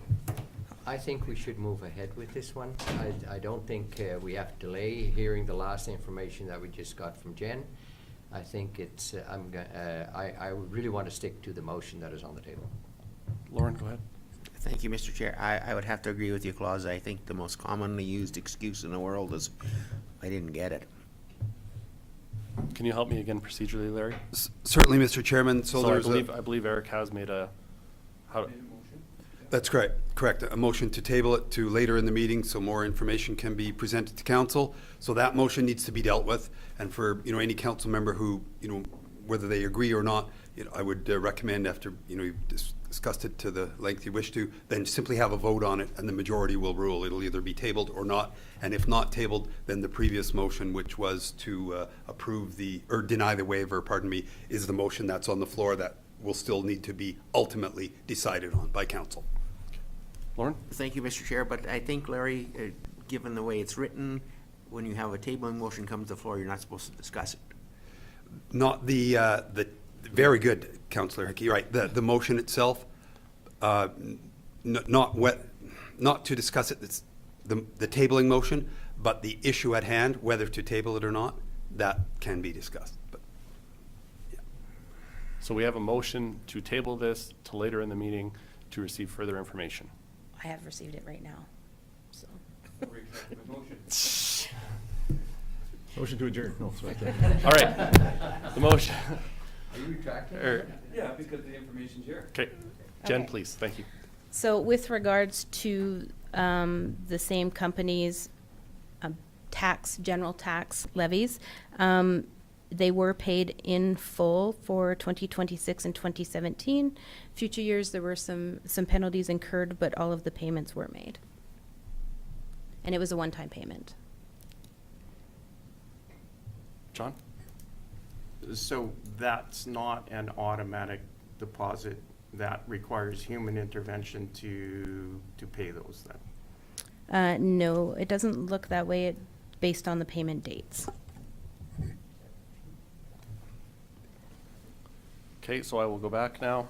Claus has moved the recommendation that county council not waive penalties levied on account number 90020. Maybe, I do have one question though, regarding the letter. Was the letter addressed to administration or to county council? It was addressed to county council, Mr. Chairman. Would it be prudent then to maybe perhaps I understand the effort being made to not make that public, would it be prudent for council to at least all of us have the same information and see that letter? Would it be perhaps possible to print that letter, seven copies, and we could perhaps do that? I don't, if council has that appetite. I just want to, like I say, make sure everyone's working with the same information. Thank you, Mr. Chair. I believe if you go back in your agenda, you can reload it on an older version. Yes, Mr. Chairman, it was included initially, and we had it pulled prior to it being published publicly. Okay. But then when that happens, I think if you refresh it, Okay. refreshes councils as well. I can definitely make a copy and. I guess I would put it to council. Is that something you would have the appetite to read or? Okay. Okay. But if I may. Of course.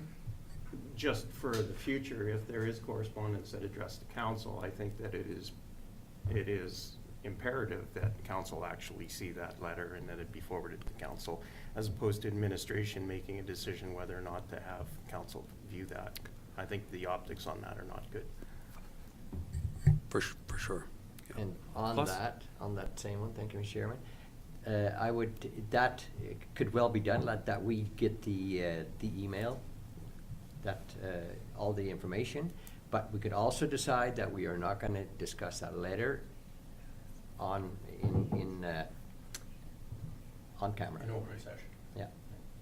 Because I think that should be included, because I think we could make a difference there, that stuff doesn't go out that shouldn't be going out to the public. No, agreed. And anytime something comes in that's addressed to council, I agree, absolutely, council should see it. It was on that agenda, and maybe you didn't, council members didn't get a chance to see it. It was there for, I think, 4 days, and then at the last moment, the 12th hour, 11th hour, we pulled it. But absolutely, to Councillor Curtis's point. Okay, thank you, Larry. Clauses move the recommendation the county council not waive penalties levied on account number 90020. Any further discussion? I'll call the question. Those in favor? Opposed? That is carried. Thank you, Jen. Thank you, council. Thank you for everyone's patience and for working through the logistics of that. Thank you. Moving down in our agendas, F3 Municipal Services, F3.1 Speed Limit Bylaw 22-018 Public Engagement Survey. Bylaw 22-018 Speed Limit Bylaw, and we have our Director of Public Operations, Jeremy Wixon, to present. Morning, Jeremy. Good morning, Council. Thank you. So today, I've got information in regards to our speed limit bylaw. There's a bunch of attachments. I almost made the highest number of attachments for the day, but I think Hillary beat me by 2 pages. So there is a lot of detail and a lot of comments within here, but I'm just going to go back through kind of the executive summary so that we can review the details. So previously, a speed limit bylaw was developed to address the designation of speeds throughout Lethbridge County. Traffic control bylaw was adopted originally in 1995, was the original bylaw, with several amending bylaws and council resolutions passed in prior years, which changed the context of that, of those speed limits. So a public engagement survey was requested, and that was when we went through and was posted to the county website to gather information regarding the speed limit considerations across the municipality. The survey was quite well received, and we had over 250 plus people that actually filled out the survey. And as you can see from the report here today, there was 10 questions that were as part of that, and then there was lots of comments essentially in and around that. What the second largest concern we received regarding the transportation network, just as a statistical piece right now. Obviously, we hear lots of concerns about the condition of roadways, but the second largest concern we hear from the public is excessive speeds of drivers, as well as, in some cases, inconsistency of speed limits throughout the region. Speed limits need to be clear, need to set clear parameters, and to have a bylaw in place to be enforceable. So for our CPO or for anyone to enforce this, a speed limit within the county or a posting, it should have a subsequent bylaw that falls, if it's a change in terms of it's not in conjunction with the Traffic Safety Act. So a speed limit bylaw would look to bring consistency to speed limits throughout the county and give staff direction as how they will be established moving forward. So whether this is within hamlets or rural subdivisions or other in that regard. The speed limit policy supports the bylaw and the parameters for speed designation for county roadways. So the policy that is also attached with this as well is a supportive document that basically gives administration direction on how to set speed limits so that the bylaw doesn't have to be essentially reintroduced every time an additional change needs to be made. So if a new roadway goes into a hamlet, the continuation is that the hamlet speed limit stays the same throughout that. We don't have to pass another bylaw for that. So going down into some of the previous council direction, like as I talked about previously, the 1995 was when the original traffic bylaw was introduced. Past county practice has been fairly inconsistent with speed limits. Hamlets right now have a variety of speed limits. as well as rural subdivisions, and there are essentially some random speed signs in different areas. Prior direction has involved petitions from residents for speed limit changes that council motioned on and are presented on an as presented basis. One mechanism I did put within the policy is, and as well as within the bylaw, is there is essentially that same way that people can petition for a speed limit change if they so choose. So that the speed limit bylaw would not essentially eliminate that potential public participation on that aspect. During our council meeting on October 20th, which was when this was first introduced, so it has been a sizable amount of time that's passed since we've gone over these details. The request for the public engagement was given to administration, and then the survey was published in November, and we were hoping to have this to council earlier in the year, but with the changes in administration, we've pushed this to today's date. And in addition to that, the bylaw 22-018 was read the first time during that meeting as well, or did receive first reading. Just some general background information on the survey. I'm just going to go to the highlight portion. The Hamlet speed limit, from the results we received from the 250 plus people who filled out the survey, 55% said the Hamlet speed limit should be 50 kilometers per hour. 27% said 40 kilometers and 18% said 30. So you can see quite a division in the amounts, but I mean obviously the preferred being the 50 kilometer per hour. In the industrial parks, it's the same kind of trend. 50 kilometers an hour, 69%, 40, 20, 30 is down at 11. Factors in speed limit, residential density was the biggest concern at 64%, and then industrial activity and other making up the remaining. Now on the other portion, I know it's a large percentage point, but there wasn't a lot of detail around that other. That was mostly through the comment section. And there was numerous comments on specific areas of concern within the actual responses during the survey, with about 143.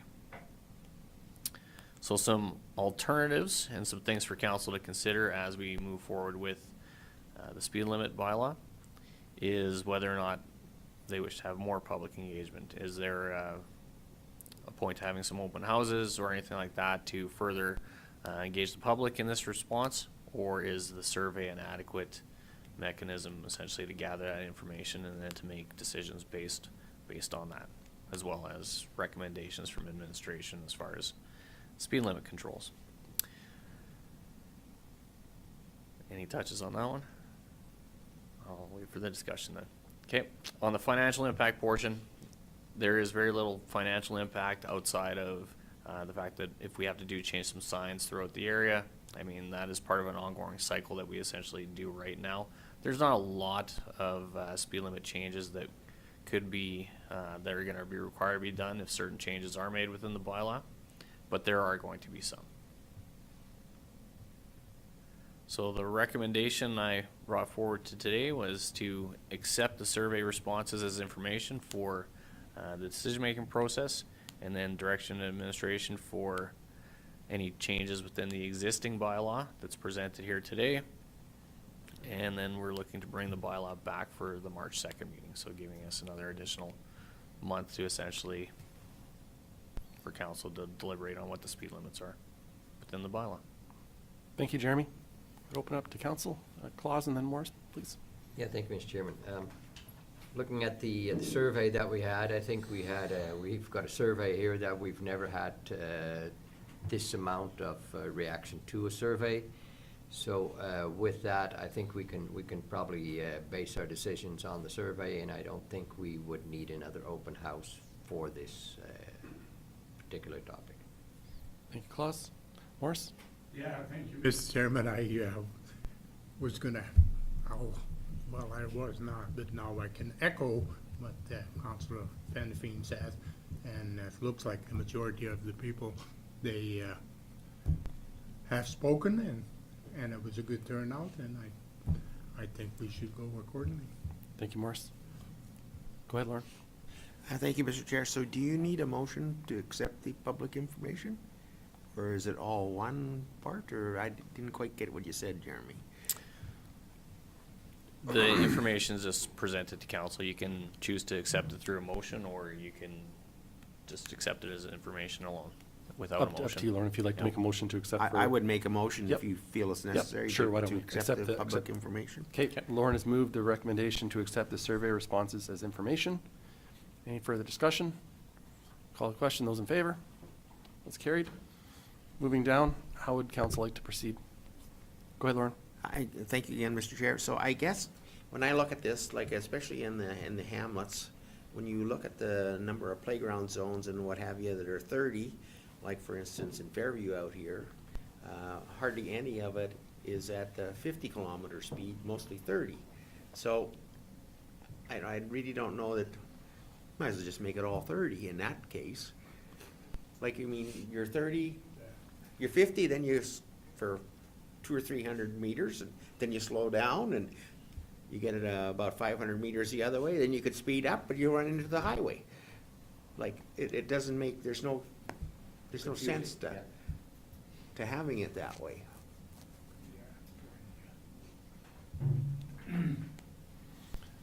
Go ahead. Or do you have a rebuttal to No, no. that? Okay, go ahead, Morris. Yeah, thank you, Mr. Chairman, and that was my first reaction on what we should be doing down there, you know, like the 30 kilometers down, to me, it was 30 or 50, it's absolutely, 30 is absolutely doable because, you know, I don't think we have too many streets in these type of hamlets, but more than a quarter mile, so what's 30 kilometers? But however, we got a survey out, the 250 people replying, and they want to keep it at 50, except we do it anywhere where it's needed, I guess, which is playgrounds, but, yeah, that's my, Thanks, Morris. Go ahead, John. Thank you, Mr. Chair. Appreciating that the survey is based on what our ratepayers would like, I think that we as council also have to look at some of our most vulnerable individuals in the sense of the children when they're walking around and playing, especially when we're dealing with areas that are within the hamlets. There is a substantial decrease in the stopping time between 50 kilometers an hour and even 40 kilometers an hour, and especially 30 kilometers an hour. And that's why the 30 kilometer an hour speed limit in playgrounds and school zones has been virtually universally accepted all over North America, is because it is designed to reduce tragic accidents that involve vehicle traffic and children. And when we're dealing with areas with the hamlets, and I can speak personally about Diamond City Hamlet that is in my division, on any given day when the schools are out, there are kids riding all over the place there. And I very much support a lower speed limit than the 50 kilometers an hour in those areas because I've seen the devastating effects of not having that, or people that are exceeding the speed limit. And also appreciate that when you have a 50 kilometer an hour speed limit, there's a large faction of society that figure 10 over is the grace period in the grace area. And so now we're talking about people that look at that and say, oh, well, it's 50, so 60 is okay because I'm not going to get a ticket. And 60 kilometers an hour in a hamlet versus if we made the entire hamlets 30 and people 10 over that, then it would be 40. It's still gives a significant increase in the safety of our children, if that rambling made any sense at all. So you would support 30K in hamlets then, John? Yeah. Thank you. Yeah? Mark and then Klaus? Thank you, Mr. Chair. Sorry, Klaus, to cut you off again. Just in response He's to John, bigger. I Didn't you know appreciate that? He's what, bigger. yeah, Councilor Kerwin. Thanks. That's got nothing to do with that, just better looking now. In respect with John, what Councilor Kurbis has said here, when I look at the hamlet, the surveys from the hamlets, it would, the 40 kilometers I think would be fine. The 30 is the lowest percentage supported, so I think, so that would be my comment, that 40 would be more appropriate. Going through when we did the county tour on the bus, it was pointed out to us as we drove through some of those areas, the jumping from different speed limits. And the discussion at that point was we just need to have consistency with the speed limit in the hamlets and whatever, in these different areas, so it's consistent, so 40 or 50 kilometers, I think is.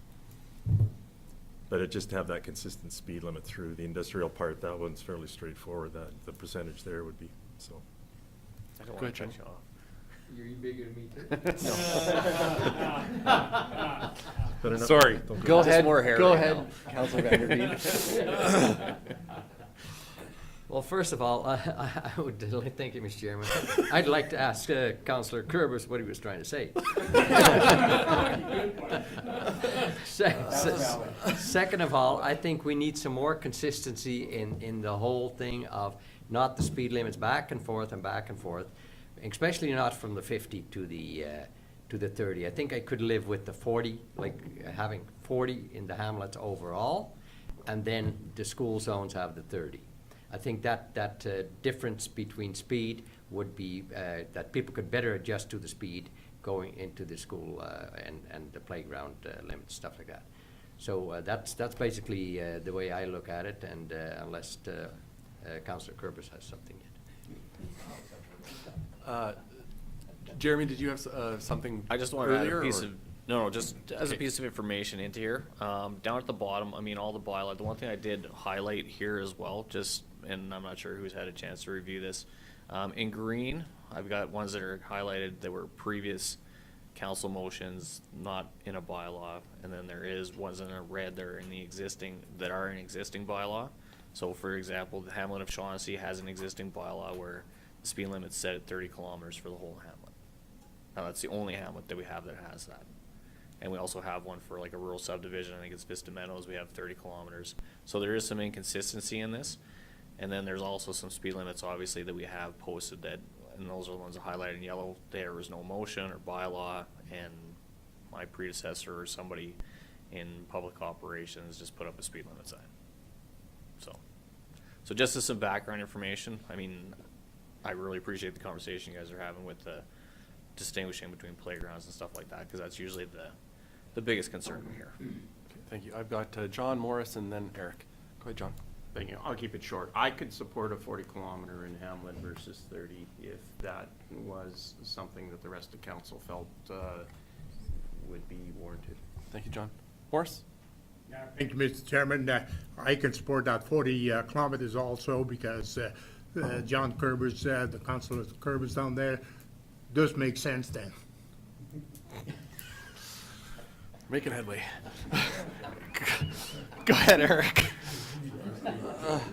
Thank you, Mr. Chair. You missed me, but you're reloading. I think we need to do another survey till we get the results we want. We need to get one that says what we want. You know, like over double of the next category disagrees with us. Who are we working for?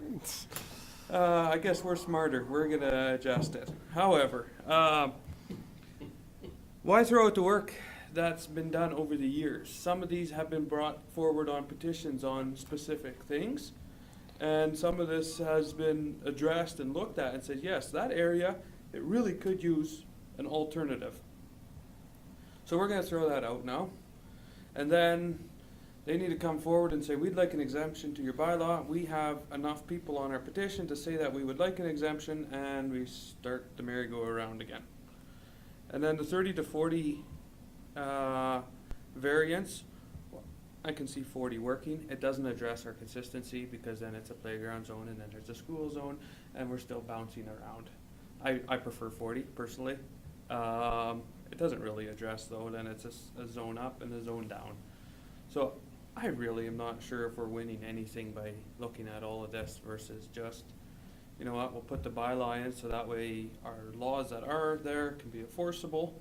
I think that's part of what this is after. And yeah, I don't think we're gaining anything. Thank you. John? I wonder if administration could comment on that specific incident in the sense that there are prior bylaws that have been put in place as a result of petitions does the current bylaw address the ability to keep those speed limits the same as what our ratepayers have asked for in the past? So just for consistency, if there are ones that have been previous bylaws that are passed, some of these go back a considerable amount of time. There's definitely consideration for, do you keep that same bylaw essentially in place, and then you just essentially amalgamate that into the existing bylaw. So for example, in Schedule C here, we have hamlets as an overall are listed as 40K within the previous bylaw 1151. Shaughnessy in particular, as per an amending resolution, was dropped down to 30 kilometers. So if it's council's desire, we can actually just grandfather in all of these previous ones, and then through the chair to Councillor Van Essen's comments about, not going back on essentially what the public had previously done, then you could just keep that a consistent part, and all those are grandfathered forward. And I can make all those changes within these schedules. That's quite easy. John, did you have something further to that? Yeah, my only comment was assuming that what was asked for prior was actually lower than what our bylaw is at this point. So I wouldn't have a big appetite to support a public petition that said we wanted to increase the speed limit in a hamlet for some reason. Thank you. Eric? I'll leave it now, thanks. Okay.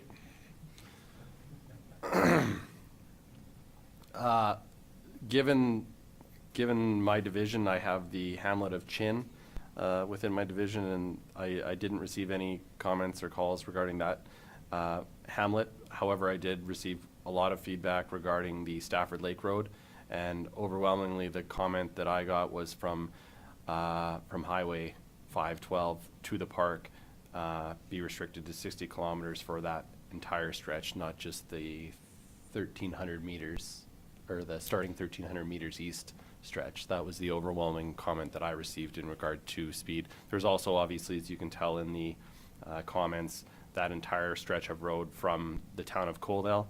There was numerous comments regarding restricting that to 60. I don't know if I entirely support that, but I do support slowing that speed to 60K from Highway 512 to the park entrance. Eric? Yeah, thank you, Mr. Chair. If we're gonna go on individuals, a number of phone calls on Park Lake Highway, why it can't be 100. I think we understand that. We're waiting on the rest of the road to be upgraded, but there is 4 miles that could easily handle it, and it will, once the rest of the road is done, I believe it's supposed to handle it, or supposed to be upgraded. So that's one comment. And are we trying to seek consistency, or are we trying to look at all the exemptions? Like, is this a time to, make adjustments to all the little ones? Back to the same thing. Are we really going anywhere? Are we getting anything done? Go ahead, Lauren. Thank you, Mr. Chair. So I did receive a few comments. The biggest concern seems to be a lack of consistency, and that was their comments mostly. I did receive quite a few people ask me this. On the gravel roads, they have no problem with 80 Ks, but for bigger trucks, why don't we make it 60? Because a lot of them who drive down the road only go 60 anyway or less. So why don't we do it for like vehicles over 10 tons? Like, say for example, the McNally Road has a speed limit reduction for vehicles over 10 tons.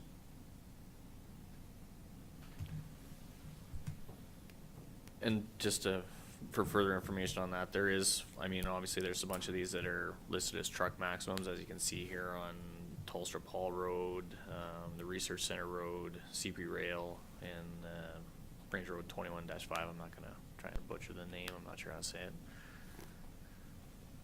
So there's some truck maximums that have been put out there previously as well, but none of those are consistently represented within the bylaw specific to trucks or anything like that. So technically, as much as they are signs, they're not necessarily enforceable unless they're within one of these previous bylaws. So the one on McNally would not be considered enforceable.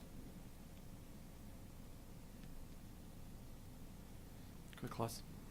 So if we want to come back to like what Eric's trying to do there, it was that we're going to have, looks like the majority of the people have spoken that have went to the survey. So with other words, are we going to just honor that and then just make some individual changes? Because I did have, and I think that's probably just about 2 years ago already, a petition from a Deer Run that they wanted to go to 30. And, you know, and with all that, we're gonna have different speed limits all over the place. And is this what we want? I would like to see the consistency in there, and I think the only way to get the consistency is drop it 10 kilometers in the 50 zones and go from there. And I think that due to safety and everything like that, the Deer Run too, I mean, there's kids playing all over the place there. And you can't put it on 30 because you know that nobody's gonna adhere to that. So I would like to come back to my 40 and then the school zones 30. Go ahead, Morris. Go ahead, Morris. Yeah, thank you, Mr. Chairman. I got to echo what Klaus Van Veen. You sat down there, you know, as 40, I think it's very reasonable. And the school zones is automatically 30 anyway, so we can't overrule that speed limit at school zones, I believe, is it? That's a provincial standard. Yeah. Schools that's and the playgrounds. provincial, yeah. Thank you.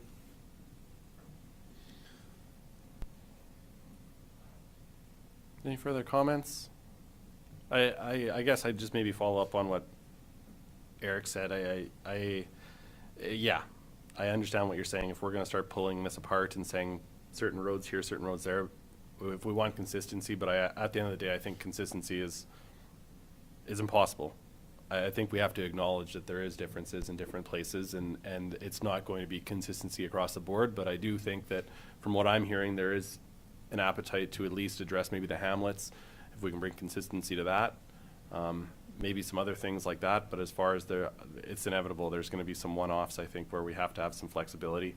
And as much as, you know, it's great to see these survey response numbers, I would also caution the fact that, you know, we're still dealing with a relatively small sliver of what the overall population of the municipality is. You know, obviously the response rates for the hamlet portion is encouraging.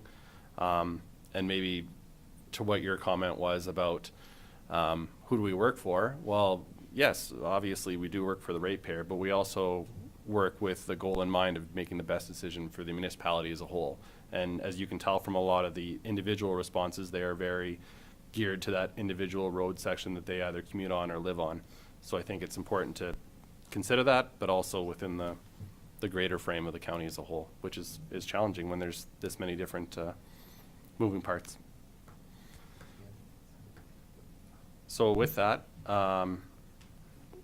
would we like to provide some direction to changes that we would like to see to this and have it brought back for future readings? I believe Jeremy did kind of outline that as in his recommendation. I think, and please speak up, but I think there is appetite to go to a 40K in the hamlets. Does that sound like something we'd like to see brought back? Yeah, thank you. Support 40K. Okay. Okay. Go ahead, Laura. Just a quick question, in the hamlet that has the 30K already, would it go up to 40 or would it remain at 30? Sorry? In the Well, hamlet that would has- be a decision Yeah, whether or Shaughnessy not that has- anything becomes grandfathered. Anything that's existing becomes grandfathered. Or if there is specifics that need to come out of that. I mean, there are a couple sections of roadway which currently bylaw passed. I believe it was,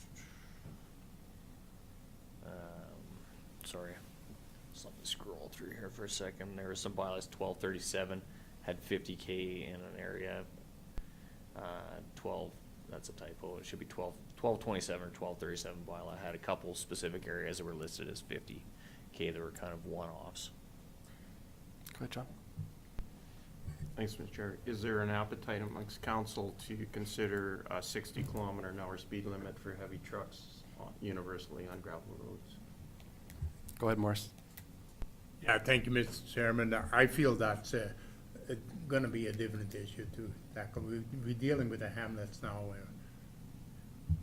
Well, I think John's asking if within this bylaw, if that's something we want to deal with, Morris, or does that require a different discussion, I suppose? As far as I'm concerned, it should be Go ahead. Sorry, I was just moving that forward because I thought we pretty much had a consensus of 40K within the hamlets. Yes, correct. And just sort of trying to move on to Yes. another topic. Yeah, I wouldn't support that, So no. you're adding There's that not- to it then? Not supporting that. No. Yeah, well, and I would concur, I don't support it either. Go ahead, Lauren. Sorry, you don't support the 60K, or you don't The support? 60K Oh. on universally on all gravel roads for heavy trucks. For heavy trucks. Yeah. Can I ask you why? Because most of them don't do it anyway. Yeah, I think the speed limit of 80K, you're very valid in the sense that most of them do not travel at speed. But I think that because we are dealing with the haul roads and, well, would that be considered a gravel road? Or would that be? Yep. Yeah. So because we're dealing with the haul roads and we're dealing with multiple levels of road conditions and areas, I think that, there are roads that are capable of handling heavier trucks with a larger speed, with a higher speed. And so,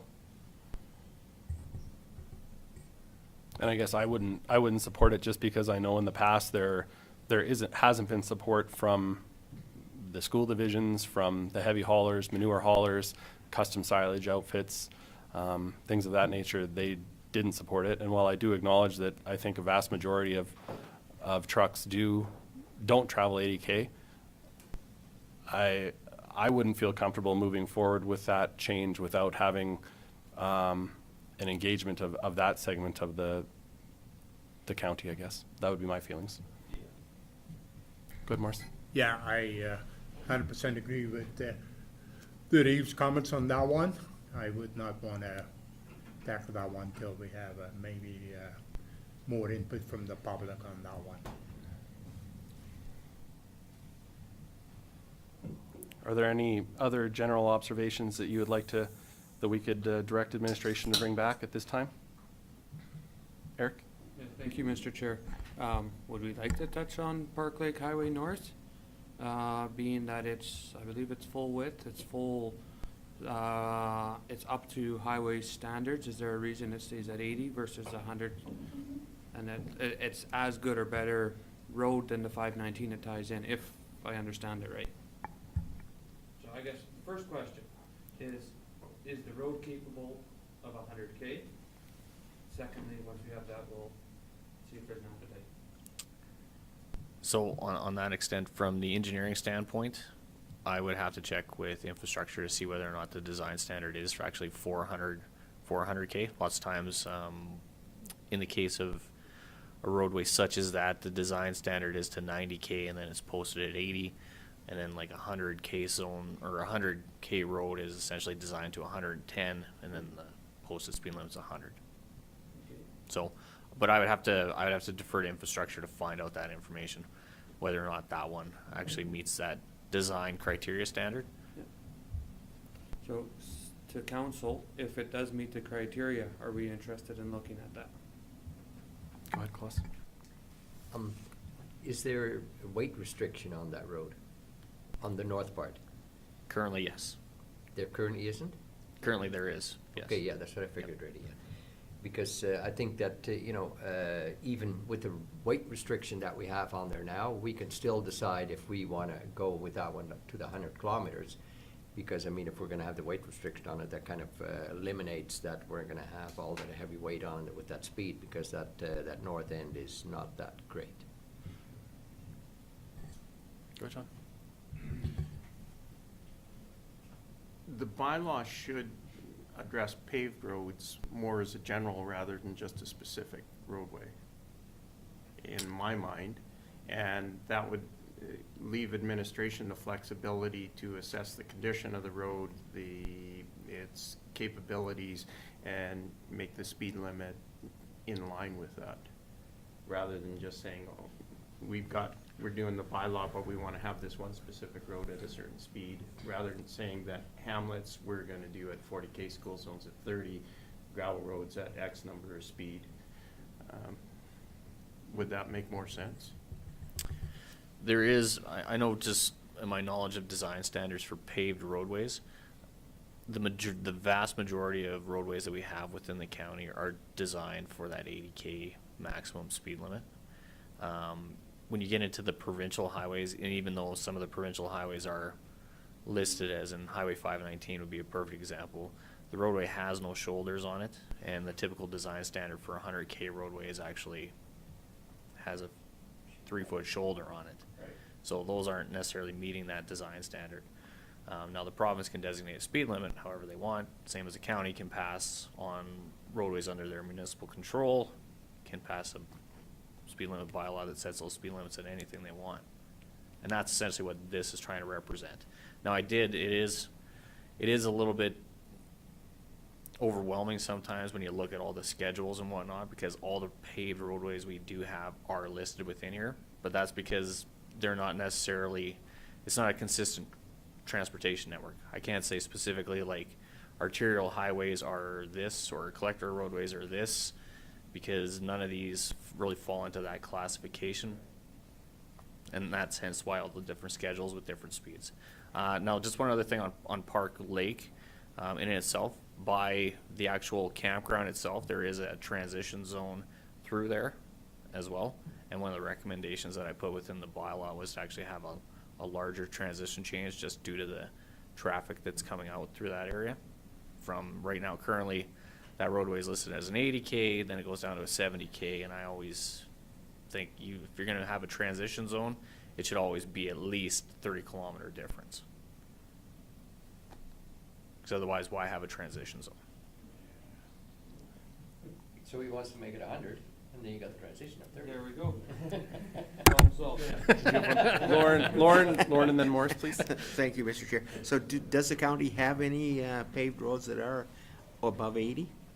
Design standards? No, do we have any right now that are listed above 80K? No, there are none within the county right now. They're all 80.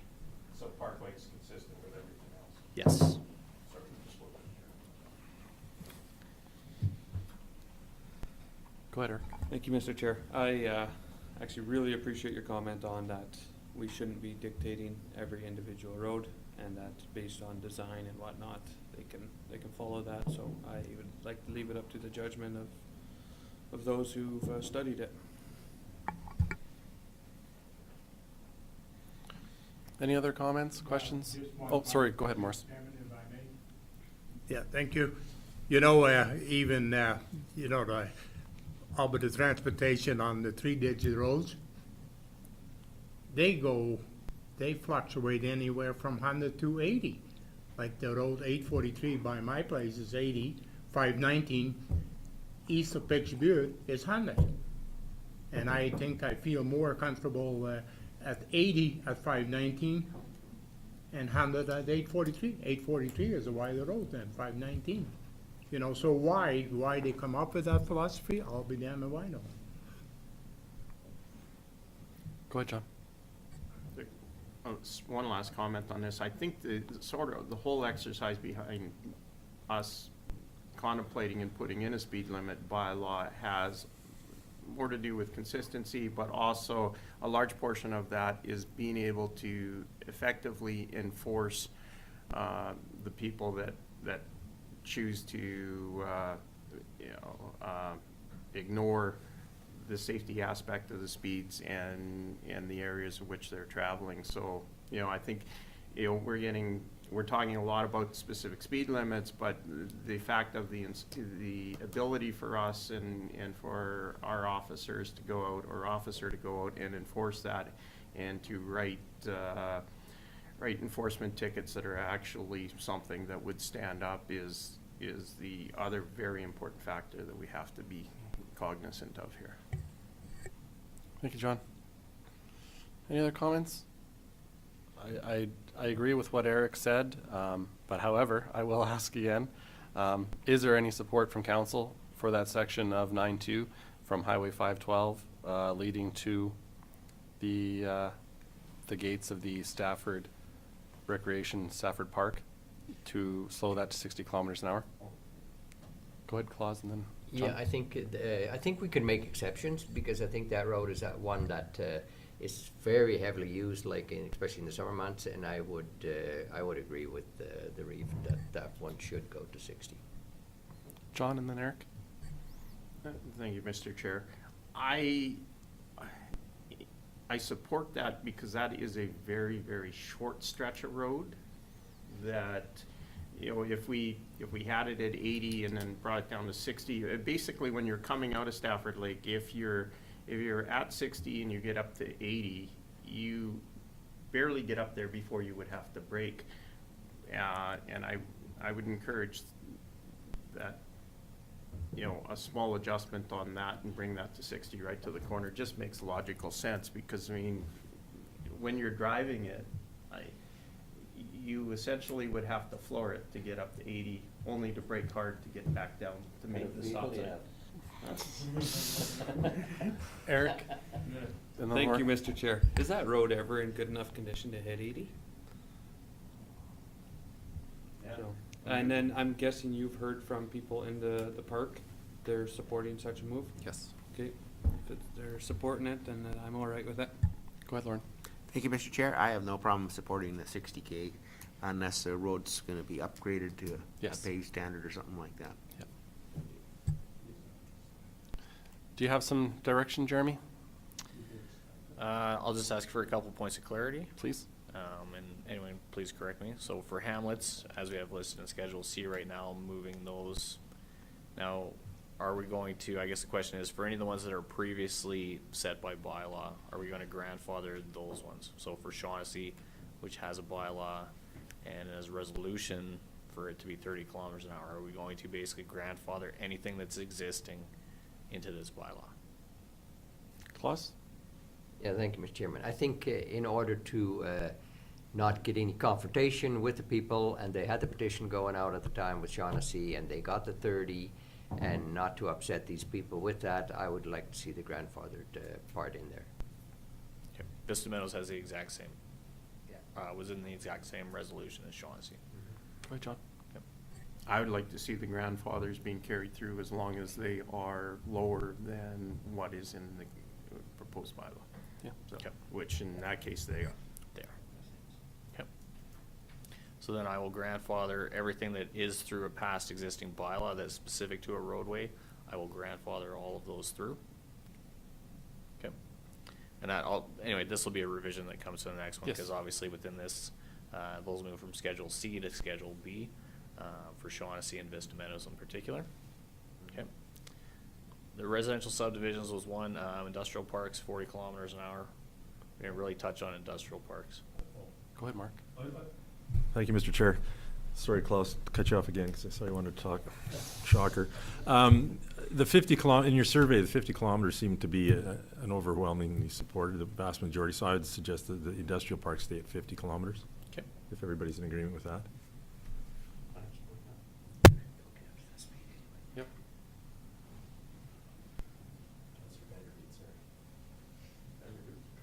Okay. And then, I mean, obviously, one of the things that can be done when we bring this forward, we have a month for each of you to review what's existing within there right now. If there is any other changes that we want to make within that right now, then, when we get to that point of adopting the bylaw for second and third reading, then we can make those final changes then. Right? Thank you. So it'll be a very large motion at that point, potentially. Go ahead, Eric. Are you done?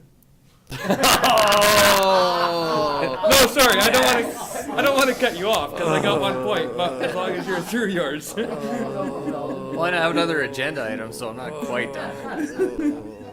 You didn't mean that the way it No, it sounded worse than it was. Like, get out of here. Thank you for that moment of levity. I appreciate it.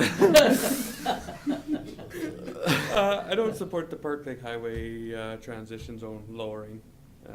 I don't think that one. It wants to lower the transition zone outside the gates of the Park Lake entrance down to 50, and it's currently about 1.2 kilometers that is in that zone. I just got it on the map here, and that's quite a ways to be dropping it that amount. So I think if we can leave that one as is, like to see that.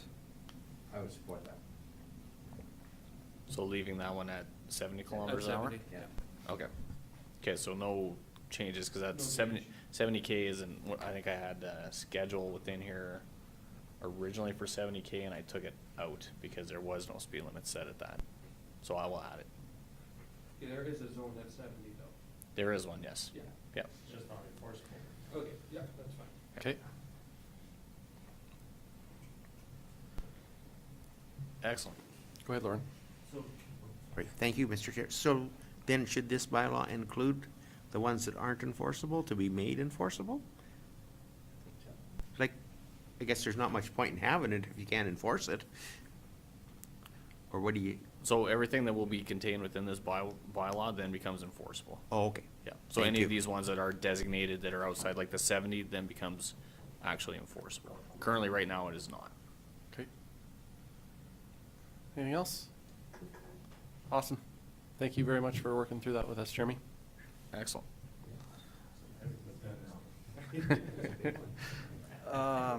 March 2nd, Jeremy, tentatively for second reading? Yes. Okay. Okay, we can move down in our agenda. F3.2, Bylaw 23-006, Lethbridge North County Potable Water Co-op Loan Bylaw. Jeremy? Thank you, Mr. Chair. So during a records management review, an expired loan bylaw was found between Lethbridge County and Lethbridge North County, or Lethbridge North County Potable Water Co-op. I'll since refer to it as the North Co-op after this. The bylaw expired as of February 2020, and administration reviewed the fee schedule and legislation for the required next steps. Now, for whatever reason, and Director of Finance and I deliberated on this, was the bylaw originally that was set up for this loan, and I'm sure Councillor Hickey and probably a few other councillors can probably remember this one. The bylaw was originally set up, but then it was set in 5-year terms. So the original term area was from 2011 to 2015, and then it was 2015 to 2020. So through our records management review, this is one of the ones that we found that had actually expired, and as per the Municipal Government Act, sections 264 and 265, you should have a bylaw in place for any loans you have outstanding to nonprofit organizations, and you can make loans to nonprofit organizations. Now this is two specifics as well. There is a loan portion within the MGA, and there is a borrowing portion within the MGA. So this is specific to the loan portion for nonprofits.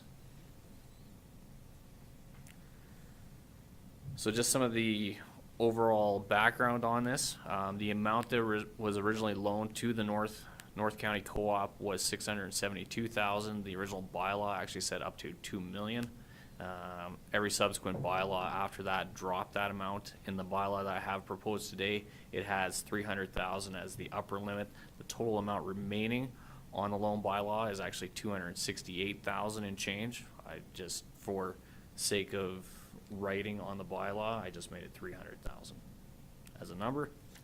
The pay schedule, the payments still have been oncoming from the North Co-op even without the bylaw in place, but this is one of these small pieces that we should correct essentially and have this loan bylaw in place for the remaining term of the schedule of fees that's actually listed there.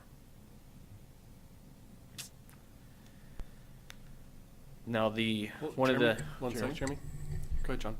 So the bylaw that's before us right now for consideration is for the balance of the loan or for the next 5 years? The bylaw before you is for the balance of the loan, which is the next 5 years. Oh, okay, same thing. Yeah. Okay. Now, I did approach the North Co-op as well. I sent it to their administration, who took it to their board, whether or not, because of the high interest rate that was essentially on it, whether or not they wish to pay out the remaining balance, and it took several months, but they came back and said that they weren't interested in paying out the remaining balance. So then the next step forward was to bring the loan bylaw to council for this purpose. So any questions in regards to the loan bylaw? John? Sorry, just one more. Why, when there's a longer-term loan, do we do loan bylaws for only 5 years? That was a very good question, and I have no idea why this was not essentially set for the whole term of the actual fee schedule. There is no restrictions that within the MGA that says you have to set a loan bylaw for 5 years in particular. It might have been a financial piece that they just decided that when they originally issued the loan that 5-year terms, and then we'll bring it back to council just so it doesn't become a item that gets missed, even though the fee schedule is in place regardless. And yet it got missed. Yeah. Eric? I'd like to move the recommendation that we give the loan bylaw 23-006 first reading. Thank you, Eric. Eric has moved that bylaw 23-006, 2023, Lethbridge North County Potable Water Co-op Loan Bylaw be read a first time. Any discussion? Call the question. Those in favor? Opposed? That's carried. John? I'd like to move that bylaw 23-006, 2003, Lethbridge North Co-op Potable Water Loan Bylaw be read a second time. Thank you, John. John has moved that bylaw 23-006, the 2023 Lethbridge North County Potable Water Co-op Loan Bylaw be read a second time. Any discussion? Call the question. Those in favor? Opposed? That's carried. And to consider third reading? Aye. Clause is moved that council consider the third reading of bylaw 23-006, the 2023 Lethbridge North County Potable Water Co-op Loan Bylaw. Any discussion? Call the question. Those in favor? And third reading. Lauren? Thank you, Lauren. Lauren has moved that bylaw 23-006, the 2023 Lethbridge North County Potable Water Co-op Loan Bylaw be read a third time. Any discussion? Call the question. Those in favor? Opposed? That is carried. Thank you, Jeremy. Thank you very much, council. Moving down on our agendas, F4 Administration, F4.1, the sponsorship request, the Pitcher Butte Chamber of Commerce Best of Butte Awards. We have our communications coordinator, Maddie Watson. Morning, Maddie. Morning. Thank you, Mr. Chairman. So a request has been received from the Picture Butte and District Chamber of Commerce to provide sponsorship for their 2023 Best of Butte Awards on February 11th at the Coyote Flats Pioneer Village. Awards for businesses and the Citizen of the Year will be presented. Gold and silver sponsorships include 1 or 2 dinner tickets. The bronze level does not. Sponsors will be recognized at the event through the sponsor poster and table placemats and in the Sunny South News following the event. In 2022, Council provided a $200 gold sponsorship for the event. The other sponsorship levels, so as I said, gold is $200 and includes 2 dinner tickets. Silver is $100, includes 1 dinner ticket, and bronze is $50 with no dinner tickets. Should council decide to provide a sponsorship, they may use the council discretionary reserve. And the recommendation that I have for you today is that council determine if a sponsorship should be provided for the Picture Butte and District Chamber of Commerce Best of Butte Awards on February 11th, 2023. Thank you, Maddie. How would you like to proceed, council? Both of you. Doesn't matter. Okay. Thank you, Mr. Chairman. I'll move that the county council sponsor the Picture Butte Chamber of Commerce Picture Butte Awards on February 11th with the gold sponsorship. Thank you, Claus. Claus has moved the recommendation that County Council provide sponsorship to the Picture Butte and District Chamber of Commerce Best of Butte Awards on February 11th, 2023 at the gold sponsorship level.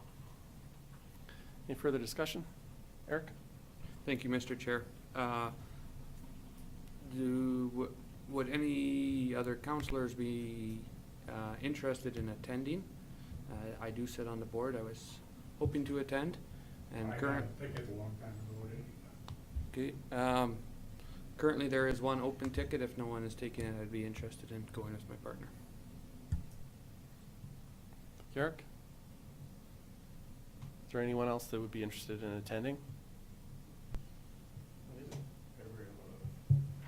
I normally go to, but I can't make I could make that. it. You're not taking. Unless you want to take your wife. So Well, the that was- motion has been made for the gold level sponsorship, including 2 tickets. So we can, So, are you taking it right now?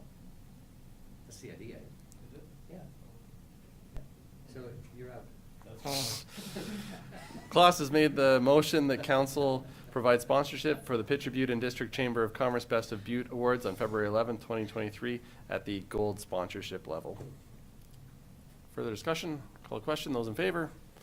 Opposed? That's carried. Thanks, Maddie. Thank you, council. Moving down our agenda, G, correspondence. We have two items of correspondence in your agenda packages. The first, mayoral letter of support, Link Pathway. We've received a letter addressed to the Reeve of Lethbridge County from Mayor Jack Van Ryan from the town of Coaldale. Jack has shared with us his council's support of the Corvan Ray Link Pathway project and has requested that Lethbridge County Council approve the revised updated memorandum of understanding between the Corvan Ray Link Pathway Committee, St. Mary River Irrigation District, and Lethbridge County. Mayor Van Ryan outlines the contributions that the town has made to their portion to the path to this point, and again outlays their support. The Pathway group will be coming back before council at the March 2nd meeting for consideration. The second item of correspondence is from the Shaughnessy Community Association. This is a thank you regarding their boiler project, boiler replacement project. Yeah. Just a thank you for the generous donation to that project. John? Yep. That amount was just the amount that we've given to all of the community associations in general, right? That wasn't anything over and above. That's right, yeah. Klaus? Just on that, we gave them the opportunity to, if they were short of money, that the county would give them a loan for a certain amount of money, right, Jen? Yes, Councilor Vandermeer, to the chair, that's correct. They, I heard back from them and they were able to raise the funds they needed through their fundraising efforts. So yes, this $10,000 is the annual payment we supply to all of the community centers. Thank you, Jen. Moving down, county council and committee updates. The Lethbridge County Council attendance update, December 2022. And we can start Division 1. Councillor Lauren Hickey. Lauren? I guess just other than regular council duties, I did attend the Black Rock Terrace Christmas party and the Miami Lodge in Picture Butte Christmas parties for Green Acres Foundation. They seem to be very well received by the residents, and well, I'll tell you, if they say anything about the meals they get, they have no room to talk because they're unbelievable. So whether it was a special thing for the Christmas party or what, but it was very well done, and they had great attendance at both of them. Thank you, And Lauren. I'll leave it at that. Thanks. Division 2 for myself.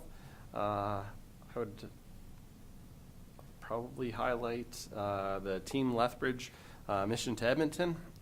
Team Lethbridge is a group of local organizations come together that's steered largely by Economic Development Lethbridge, and the work that Trevor, Patty, Mark, Ben, and all the team there do. It was a tremendous effort, very well executed, well put together mission. Every detail was taken care of, from travel, accommodations, where we had to be, when we had to be there. It was a great process. I was very thankful to be part of that. Myself, I was able to take part in multiple meetings with different ministries and advocate for Southern Alberta, Lethbridge County, and all of our surrounding communities. We recently just held the wrap on that last week, and through that there was some action items, follow-ups to the ministerial meetings, whether the minister had reached out for additional information or if there was additional information required. So a really well-handled process. Moving forward in March, I believe, we'll be discussing the next tentative mission, whether that should be directly post-election, fall post-election, or into 2024. So will be the next big discussion item. Other than that, just, yeah, I was fortunate to attend a lot of holiday and Christmas themed events over the holidays. It was really nice to get out and see people and enjoy the season. Mark, Division 3? You bet. I guess two of the highlights for me was the IDP meeting with the town of Coaldale and the county, and also following up with that Christmas dinner we had with them. The relationship we have with the town of Coaldale is a real example of what collaboration can be and what it looks like, and it's really encouraging to see moving forward with that municipality. So that was a highlight, and like I say, the supper, just getting together with their council now and having building those relationships has been really good. So Thanks, Mark. Division 4, Deputy Reeve John Curvis. Thank you. I would concur with Mark.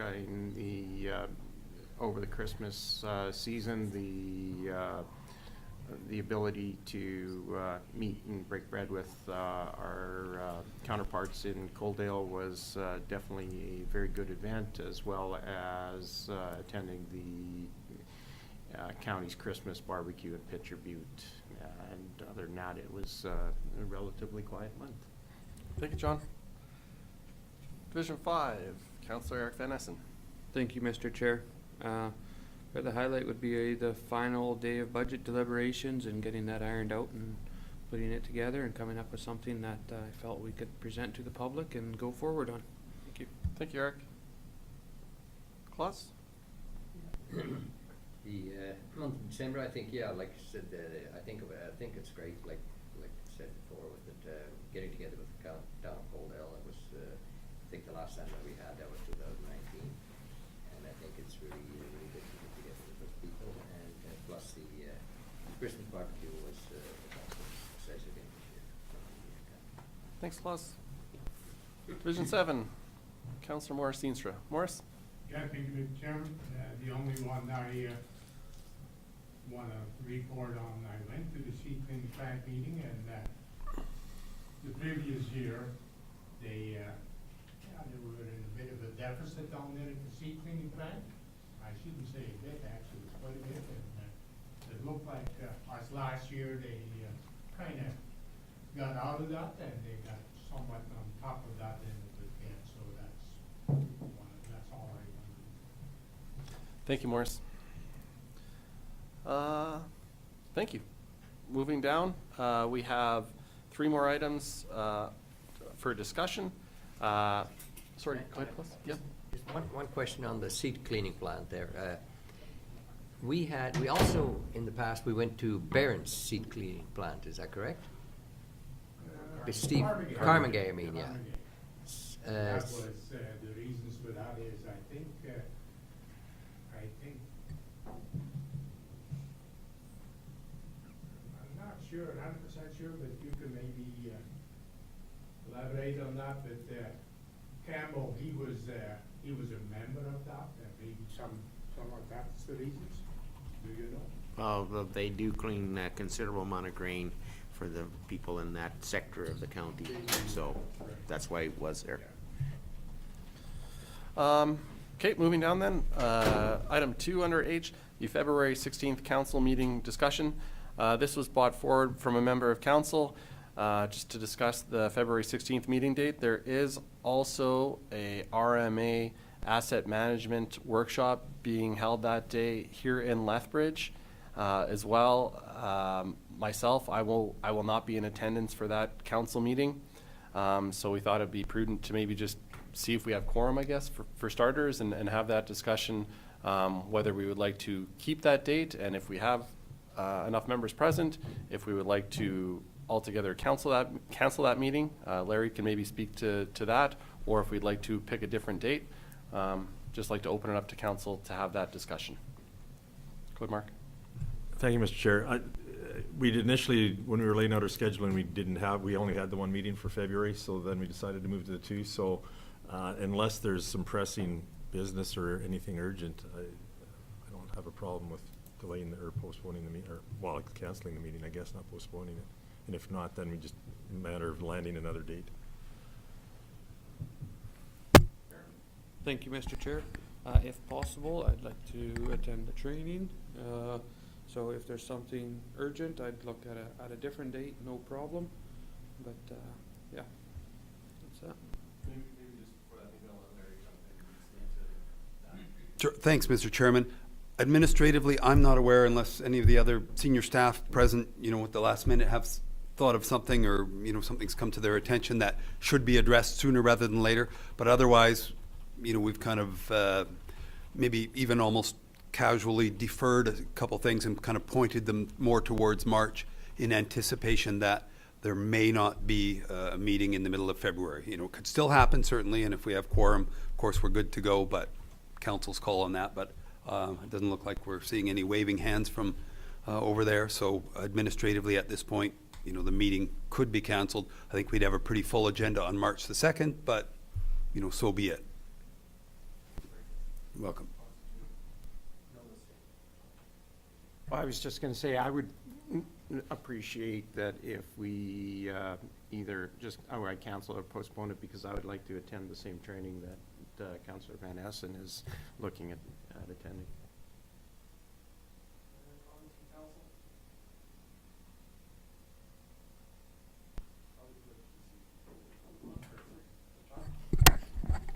I'd like to move that we cancel the February 16th regular county council meeting. Thank you, John. John has moved to cancel the February 16th county council meeting. Any further discussion? Seeing none, I'll... Put a reason in there. To attend training. Because it's known as. Sure, to attend training. Or, Can Candace make that make sense? Candace can figure something out. I'm not sure we heard what the comment were. I'm sorry. Morris just made the comment that perhaps we should know why, and John suggested due to conflicts, or however we would word that. I'll just put due to scheduling conflicts. And not having a full schedule. You happy? Okay, so John has moved to cancel the February 16th county council meeting due to scheduling conflicts. Any further discussion? I will call the question. Those in favor? Opposed? That is carried. Oh, sorry. I just have a quick question. The Thank people you. who are attending the asset management thing, are you wanting me to register you, or Yes, are please. you already registered? Yeah, that would be awesome. Just John and Eric, or anybody else attending? No one else? It's open. Your calendar just opened up. It's free. I will be in Ottawa.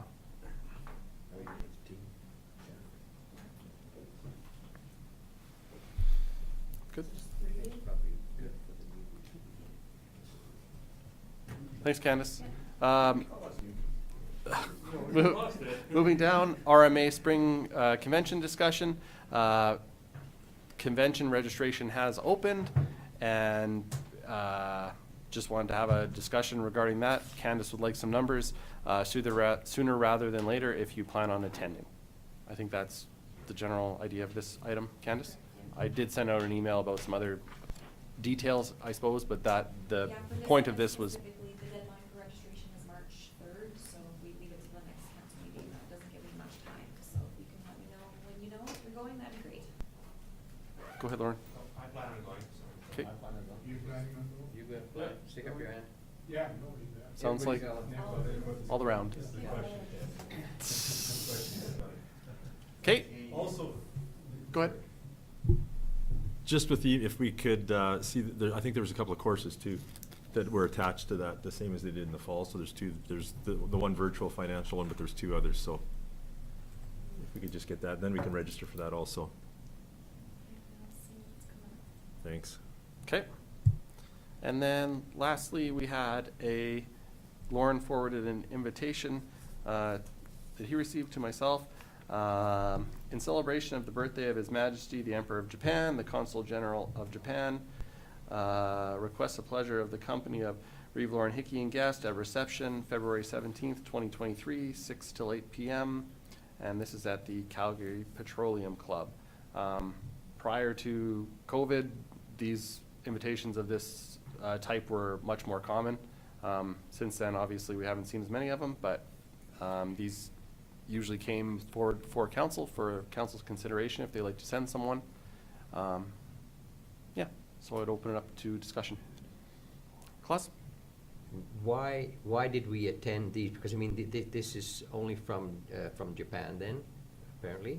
So are there any other countries that do the same thing, or is it only this, and the reasoning for it? I defer to you, Lauren. Thanks.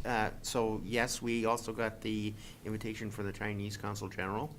And I believe we had a couple from the US, but never could make them. So it's not uncommon. And why did we go? Because the amount of trade that Canada does with Japan.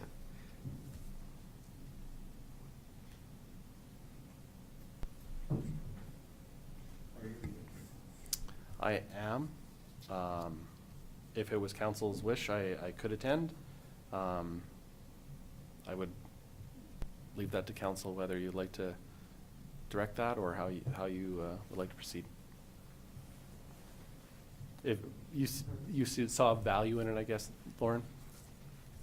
Yes, I think it's not necessarily specifically with the Consul General, but there's so many other councils there and so many other people.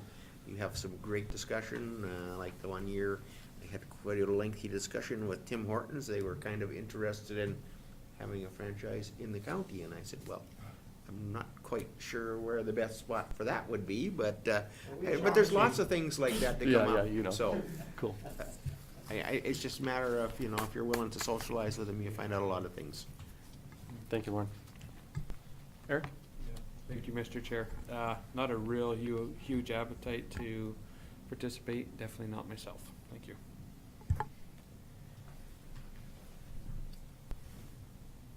Go ahead, Klaus. I'm not sure either if we get as money worth out of it that way. I think once you start with this, where's the end? What do you mean, once you start this? This has been going on for quite a few years. That could well be, Morris, but there could be more of all these kind of things from different countries coming up with this kind of stuff. And I don't know if Lethbridge County is represented. I would say if there was the province or in that respect, I would be in favor of it, but not as a county. Well, but if I may rebuttal on that one down there, Lauren just kind of said it down there, the type of people you meet down there and what comes out of it. We even had a chance to maybe get Tim Hortons in Iron Springs, but of course it didn't happen. But there is a lot of connections down there, and it's been going on for years. And now I hope our Councillor Hickey will elaborate a little bit more on that. Go ahead, Lauren. Thank you. So the Consul General has visited the county on many occasions, and we have taken them on a tour. They do a lot of business with McCain's and Canberra Foods, Pioneer, Richardson Oilseeds. It's just a great thing to network on the business side. Thanks, Lauren. John? Thank you, Mr. Chair. Situations like this are pretty well impossible to measure on a tangible basis, saying, hey, we went there and we got X out of it. I think that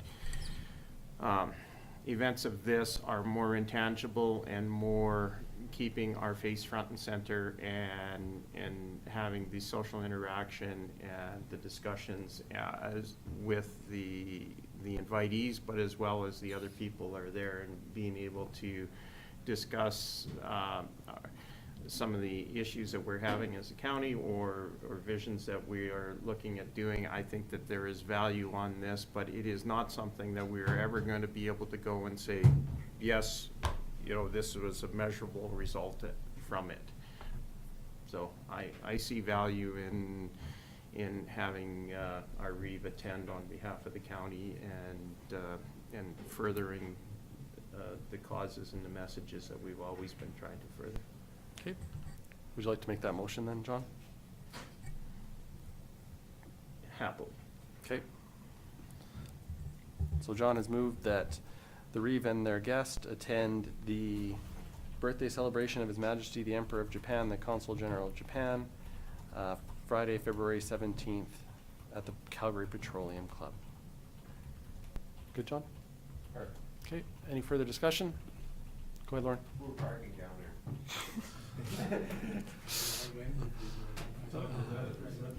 Yeah. Okay, I will call the question then. Or, sorry, those in favor? I'll try to call the question. Those opposed? That's carried. Thank you. And we have our closed session item, personnel matter, FOIP, Section 19, confidential evaluations. So with that, I would thank staff for everything today, and I would entertain a motion to enter a closed session. John? John has moved to enter a closed session. Call a question. Those in favor? Opposed? That's carried. Thank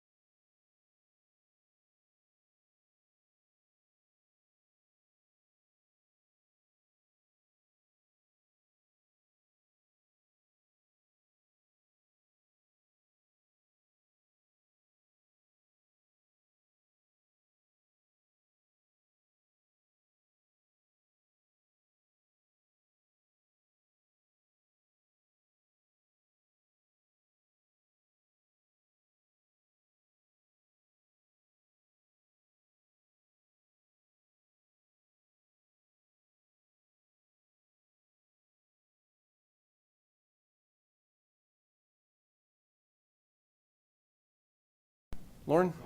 Lauren has moved to exit our closed session. Any discussion? I'll call the question. Those in favor? Opposed? That's carried. And when Candace... Okay, we have just carried a motion to come out of our closed session. And with that, I thank everyone for their time today. And we have a motion to adjourn. You bet. Morris has moved adjournment at 12:25. Any further discussion? Call the question. Those in favor? Opposed? That's carried. We're getting closer. Thank you very much. Thanks, Candace.